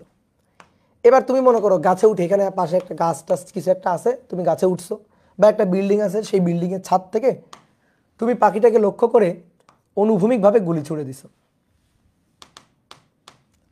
পাখিটাকে লক্ষ্য করে অনুভূমিকভাবে গুলি ছুড়ে দিছো, এখান থেকে অনুভূমিকভাবে গুলি ছুড়ে দিছো। তাহলে যে গুলি ছুড়ছো সেই গুলির ভর 0.025 কেজি। এটা হচ্ছে গুলির ভর। গুলির বেগ 400 মিটার পার সেকেন্ড। তাহলে কি দাঁড়াইলো? যে একটা পাখি গাছের ডালে বসে আছে, স্থির পাখি, 1.975 কেজি ভরের পাখি, পাখিটাকে লক্ষ্য করে তুমি 400 মিটার পার সেকেন্ড বেগে 0.025 কেজি ভরের একটা বুলেট ছুটছো। আর গাছের উচ্চতা ছিল হচ্ছে 313.6 মিটার। এটা ছিল গাছের উচ্চতা। এই হচ্ছে উদ্দীপকের কথাবার্তা, আমি চিত্র আঁকলাম। এইবার মূল কথা বলা হচ্ছে, গুলি লাগার পরে অনুভূমিকভাবে গুলি করা হয়েছে। অনুভূমিকভাবে গুলি করা হলো, খুব ইম্পর্টেন্ট কথা এটা। অনুভূমিক ভাবে গুলি করা হলো, অনুভূমিকভাবে গুলি করা হলো। ফলে বুলেটটি পাখির পেটের মধ্যেই থেকে যায়। পাখির পেটের মধ্যে থেকে যায়, পেটের মধ্যেই থেকে যায়। তাহলে বলা হচ্ছে যে গাছের গোড়া থেকে কত দূরে গিয়ে পড়বে, কত অনুভূমিক দূরে গিয়ে পাখিটা পড়বে, কত অনুভূমিক দূরে গিয়ে পড়বে, দূরে গিয়ে গুলিবিদ্ধ পাখিটি পড়বে, পাখিটি পড়বে। দেখো কত অমানবিক একটা ম্যাথ করতে হচ্ছে, ঠিক আছে? এই হচ্ছে প্রশ্ন। তাহলে আসো উদ্দীপকটা বলি আরেকবার নাকি। একটা গাছের ডালে পাখি বসা ছিল, পাখির ভর 1.975 কেজি। পাখিটাকে লক্ষ্য করে 400 মিটার পার সেকেন্ড বেগে গুলি করা হলো। অনুভূমিকভাবে গুলি করা হয়েছে, গুলির বেগ 0.025 কেজি। গাছের উচ্চতা হচ্ছে 313.6 মিটার। এটা গাছের উচ্চতা দেওয়া আছে, তাই তো? এবার বলা হচ্ছে যে গুলি করা হলে, অনুভূমিকভাবে গুলি করা হলে গুলিটা পাখির পেটের মধ্যে থেকে যায়, অর্থাৎ গুলিটা বিদ্ধ হয়ে পাখির পেট ফুঁড়ে বাইরে বের হয়ে যায় না। তার মানে কিসের ইঙ্গিত দিল বলো তো? কিসের ইঙ্গিত দিল একটু চিন্তা করো তো। গুলিটা পাখির পেটের মধ্যে থেকে যায়, তার মানে মিলিত বস্তু হয়ে যায়, সংঘর্ষের পরে মিলিত বস্তু হয়ে যায়। কি ক্লিয়ার? এখন বলছে পাখিটা, গুলিবিদ্ধ পাখিটা, সেটা গাছের গোড়া থেকে কত অনুভূমিক দূরে গিয়ে পড়বে, কত অনুভূমিক দূরে গিয়ে পড়বে, কোথায় গিয়ে পড়বে? তো প্রথমে এই কত অনুভূমিক দূরে গিয়ে পড়বে এটা বাদ দাও। দুটো কনসেপ্টকে মিলানো হয়েছে, একটা হচ্ছে ভরবেগের সংরক্ষণশীলতা আর একটা হচ্ছে প্রজেক্টাইল মোশন। দুইটা কনসেপ্টকে একসাথে মিশানো হয়েছে। তাহলে আসো দেখো, গুলি করা হলো, এইভাবে গুলি করা হলো, গুলিটা এসে পাখির পেটের মধ্যে থেকে গেল। এই যে গুলিটা পাখির পেটের মধ্যে থেকে গেল, এই তাহলে যখনই গুলিটা পাখির পেটের মধ্যে থেকে গেছে, তখন দেখো তো গুলি সহ গুলিবিদ্ধ পাখিটার, গুলি সহ পাখির মিলিত বেগ এটা না? গুলি সহ পাখির মিলিত বেগ এটা, এই যে অনুভূমিক বেগ। কেন অনুভূমিক বেগ বলছেই তো, অনুভূমিকভাবে গুলি করা হলো। তাহলে গুলিবিদ্ধ পাখির মিলিত বেগ হচ্ছে এইটা, এইটা হচ্ছে গুলিবিদ্ধ পাখির মিলিত বেগ। মিলিত বেগটা হচ্ছে ইউ। ওকে, মিলিত বেগটা হচ্ছে ইউ। তাহলে এই ইউ বেগ নিয়ে আজীবন এভাবে চলে যাবে? জীবনেও না। ইউ বেগ নিয়ে একটু পরে প্রজেক্টাইল হয়ে নিচে পড়বে, ঠিক আছে, প্রাসের গতি হয়ে নিচে পড়বে, বুঝলা? তো আমরা প্রাসের গতিতে পরে যাচ্ছি। আগে তুমি আমাকে বলো ইউটা কত, মিলিত বেগটা কত? মিলিত বেগ দেখো, গুলির ভর m1, গুলির ভর তো নিচে, গুলির ভর m1, গুলির বেগ u1, পাখির ভর m2, পাখি স্থির বসা ছিল, তাহলে পাখির বেগ u2 0, পাখি তো স্থির বসা ছিল। এবার মিলিত হয়ে যাওয়ার পরে মিলিত ভর m1 প্লাস m2 এবং মিলিত বেগ হচ্ছে u, এবং মিলিত বেগটা হচ্ছে u। তাহলে এবার আসো, এইভাবে গিয়ে নিচে পড়বে না? বলো, এইভাবে গিয়ে নিচে পড়বে না? পাখিটা এইভাবে, গুলিবিদ্ধ পাখিটা এইভাবে গিয়ে নিচে পড়বে। তাহলে অনুভূমিকভাবে এই বেগটা অনুভূমিক বেগ, অনুভূমিকভাবে গুলি করা হয়েছে, গুলিবিদ্ধ পাখির বেগটা অনুভূমিক। আচ্ছা, অনুভূমিক যদি হয় তাহলে অনুভূমিকের সাথে নিক্ষেপ কোণ 0 ডিগ্রি না? 0 ডিগ্রি কোণে নিক্ষিপ্ত প্রাস, সবচেয়ে সহজ প্রাস। প্রজেক্টাইল মোশন আশা করি তোমরা জানো, প্রাসের গতি পড়ছো। এইখান থেকে যদি এখানে এসে পড়ে তাহলে অনুভূমিকভাবে অতিক্রান্ত দূরত্ব এইটা হচ্ছে x, আর উলম্বভাবে অতিক্রান্ত দূরত্ব এইটা হচ্ছে y। আমি ধরে নিচ্ছি তুমি প্রাসের গতি জানো, ঠিক আছে? তাহলে আমাদের কাজ হচ্ছে প্রথমে ইউ বের করা, ইউটা বের করা, তারপরে ওয়াই দেওয়া আছে, দেন কোনো না কোনোভাবে এক্স বের করা, এটাই আমাদের টার্গেট। ভরবেগের সংরক্ষণশীলতার সাথে একটু প্রাসের গতি মিশায় খিচুড়ি রান্না করা হয়েছে, আর কিছুই না। তাহলে দেখো তো, আগে আমরা ইউটা, মিলিত বেগটা বের করতে পারি কিনা? তাহলে m1 u1 plus m2 u2 equal to m1 v1 plus m2 v2, ঠিক আছে? m1 v1 plus m2 v2, কিন্তু মিলিত বেগ m1 প্লাস m2 ইন্টু মিলিত বেগ v। নর্মালি মিলিত বেগ তো আমরা v দিই, কিন্তু এখানে মিলিত বেগটাকে ইউ দিয়ে লিখছি, সো ইউ দিলাম, কোনো সমস্যা নেই। m1 0.025, u1 400, m2 1.975, u2 0, m1 plus m2 এই দুইটা যোগ করে দাও, 1.975 প্লাস 0.025, এই যে বেগ ইউ।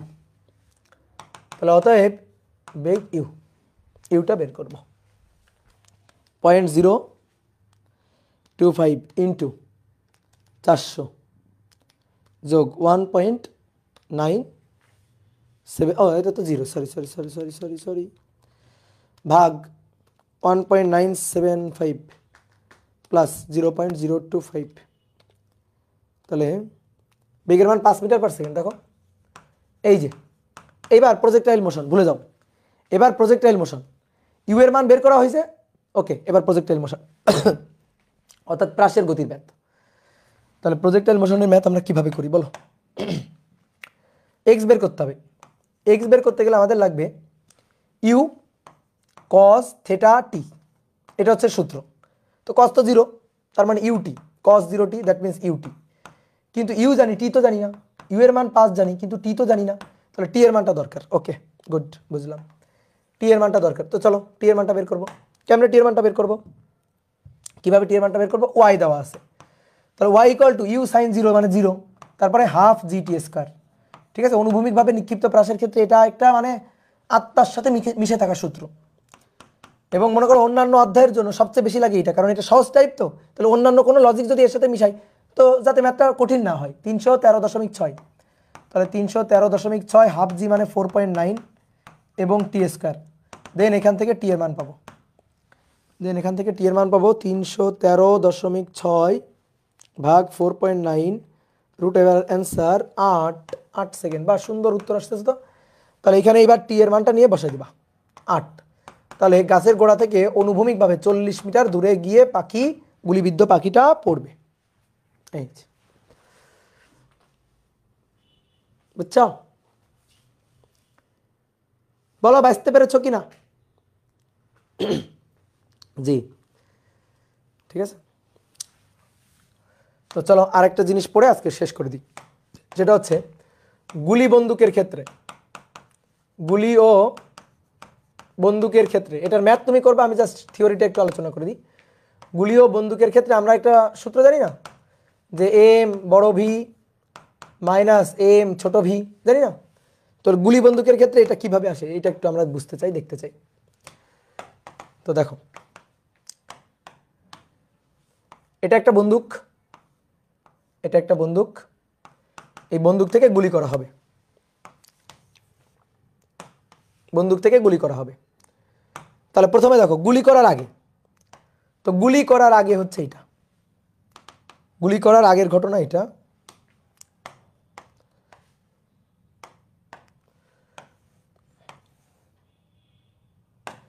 এটা গুলি করার আগের ঘটনা, গুলি করার ঘটনা আগের ঘটনা এটা। তাহলে গুলিটাই হচ্ছে সংঘর্ষ। তাহলে গুলি করার আগে, গুলি করার আগে এবং গুলি করার পরে, সংঘর্ষের আগে, সংঘর্ষের পরে, ধাক্কার আগে, ধাক্কার পরে, বিস্ফোরণের আগে, বিস্ফোরণের পরে। তাহলে গুলিটা কোথায় আছে? গুলিটা আছে, গুলিটা আছে বন্দুকের মধ্যে, এই যে বসে আছে এখানে গুলিটা। তাহলে দেখো বন্দুকের ভর, বন্দুকের যে ভরটা এইটাকে আমরা বললাম m1, বন্দুকের যে বেগটা, আদি যে বেগটা, এটাকে আমরা বললাম u1। গুলির যে ভরটা, গুলির m2, গুলির যে বেগটা সেটাকে আমরা বললাম u2। তো প্রথমে দেখো যে গুলির যে ভরটা সেটা m2, তো কিন্তু গুলি তো স্থির আছে, গুলি বন্দুকের মধ্যে বসা, আমিও গুলি করি নাই, তাহলে বন্দুকও স্থির আছে, গুলিটাও স্থির আছে, বন্দুকও স্থির আছে, গুলিটাও স্থির আছে। তাহলে u2 0, গুলি করার আগে u1ও 0, বুঝলা? যেহেতু বন্দুক, তো বন্দুক একটু বেশ বড় সম্মানীয় বন্দুক, এই কারণে বড় এম দিয়ে লিখি, আর গুলি যেহেতু ছোট এই কারণে ছোট এম দিয়ে লিখি। তাহলে বন্দুকের ভর বড় এম, গুলির ভর ছোট এম, বুঝলা?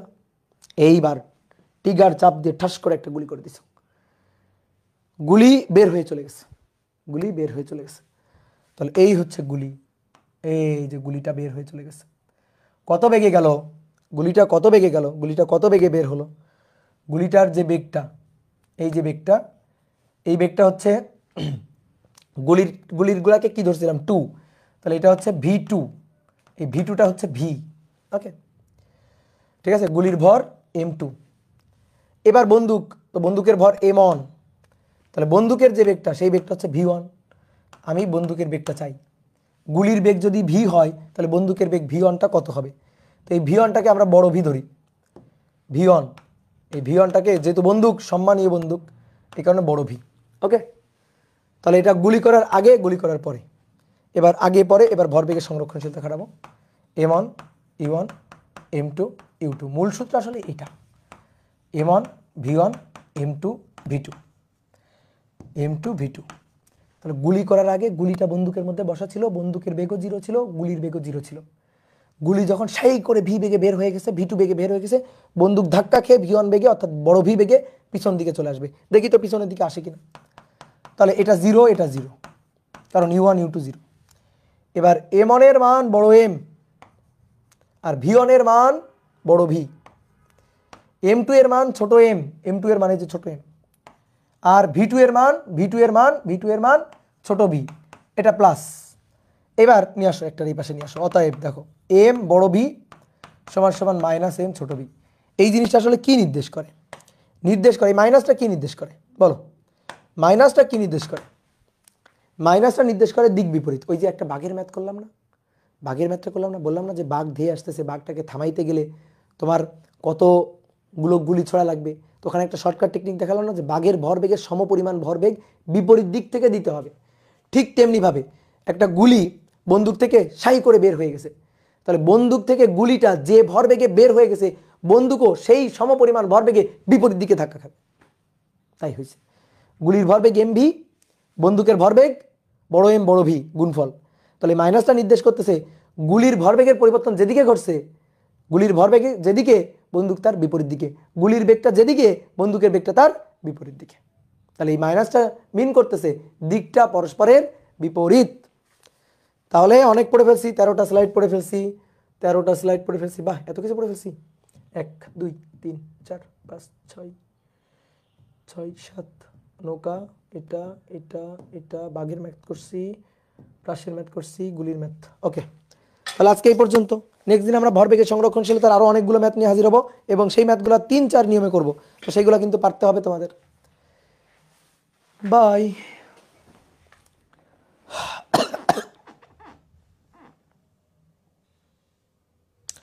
কে সমান সমান 1 হয় কেন? বলের একক নিউটনের সংজ্ঞা দিতে গিয়ে আমরা কে এর মান 1 ধরি। নিউটন, স্যার আইজ্যাক নিউটন, সে নিউটনের সূত্র আবিষ্কার করার পরে বলের একক নিউটনের সংজ্ঞা দিতে গিয়ে বলছিল একক ভরের কোনো বস্তুর উপর যে পরিমাণ বল প্রযুক্ত হয়ে 1 মিটার পার সেকেন্ড স্কয়ার ত্বরণ সৃষ্টি করে সেটাকে বলা হয় 1 নিউটন। তাহলে 1 × 1 = k × 1, দ্যাট মিনস k = 1। স্থির তড়িৎ কবে ভাই কবে? এই স্থির তড়িৎ এখানে আসতেছে কেন? ঘর্ষণ বাল করা বান্না, এই তুমি আগে বাংলা লেখো ভালো করে। ঘর্ষণ বল পরে করাবো।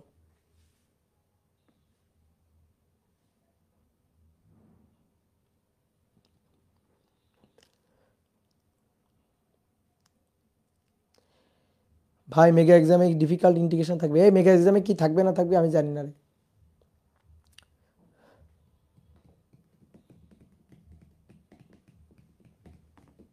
সব টাকলা ভাষাতে লিখতেছে।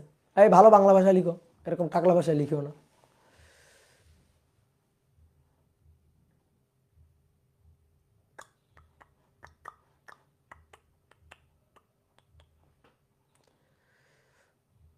কি ভালো আছো সবাই? বলো, আসো একটু গল্প করি।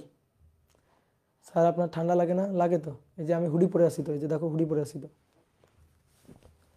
এই যে দেখো হুডি পরে আছি, কই দেখা যাচ্ছে না? না এই যে, এই যে দেখো হুডি পরে আছি।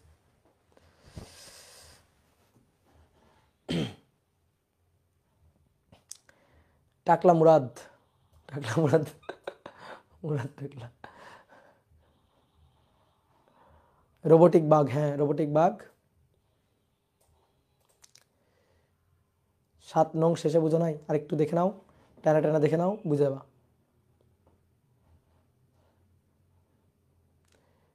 নূর আলম, নূর আলম প্রিন্স, এই তো এফবিতে আসছি তো, এফবিতে আসছি তো। আমাদের এই অধ্যায়টা প্রথম ক্লাসে জড়তার ভ্রমক পড়াইছে কলেজে। এই কথা বলিও না, এই লজ্জার কথা বলিও না, কলেজে কি পড়াইছে এটা বলিও না। হ্যাঁ,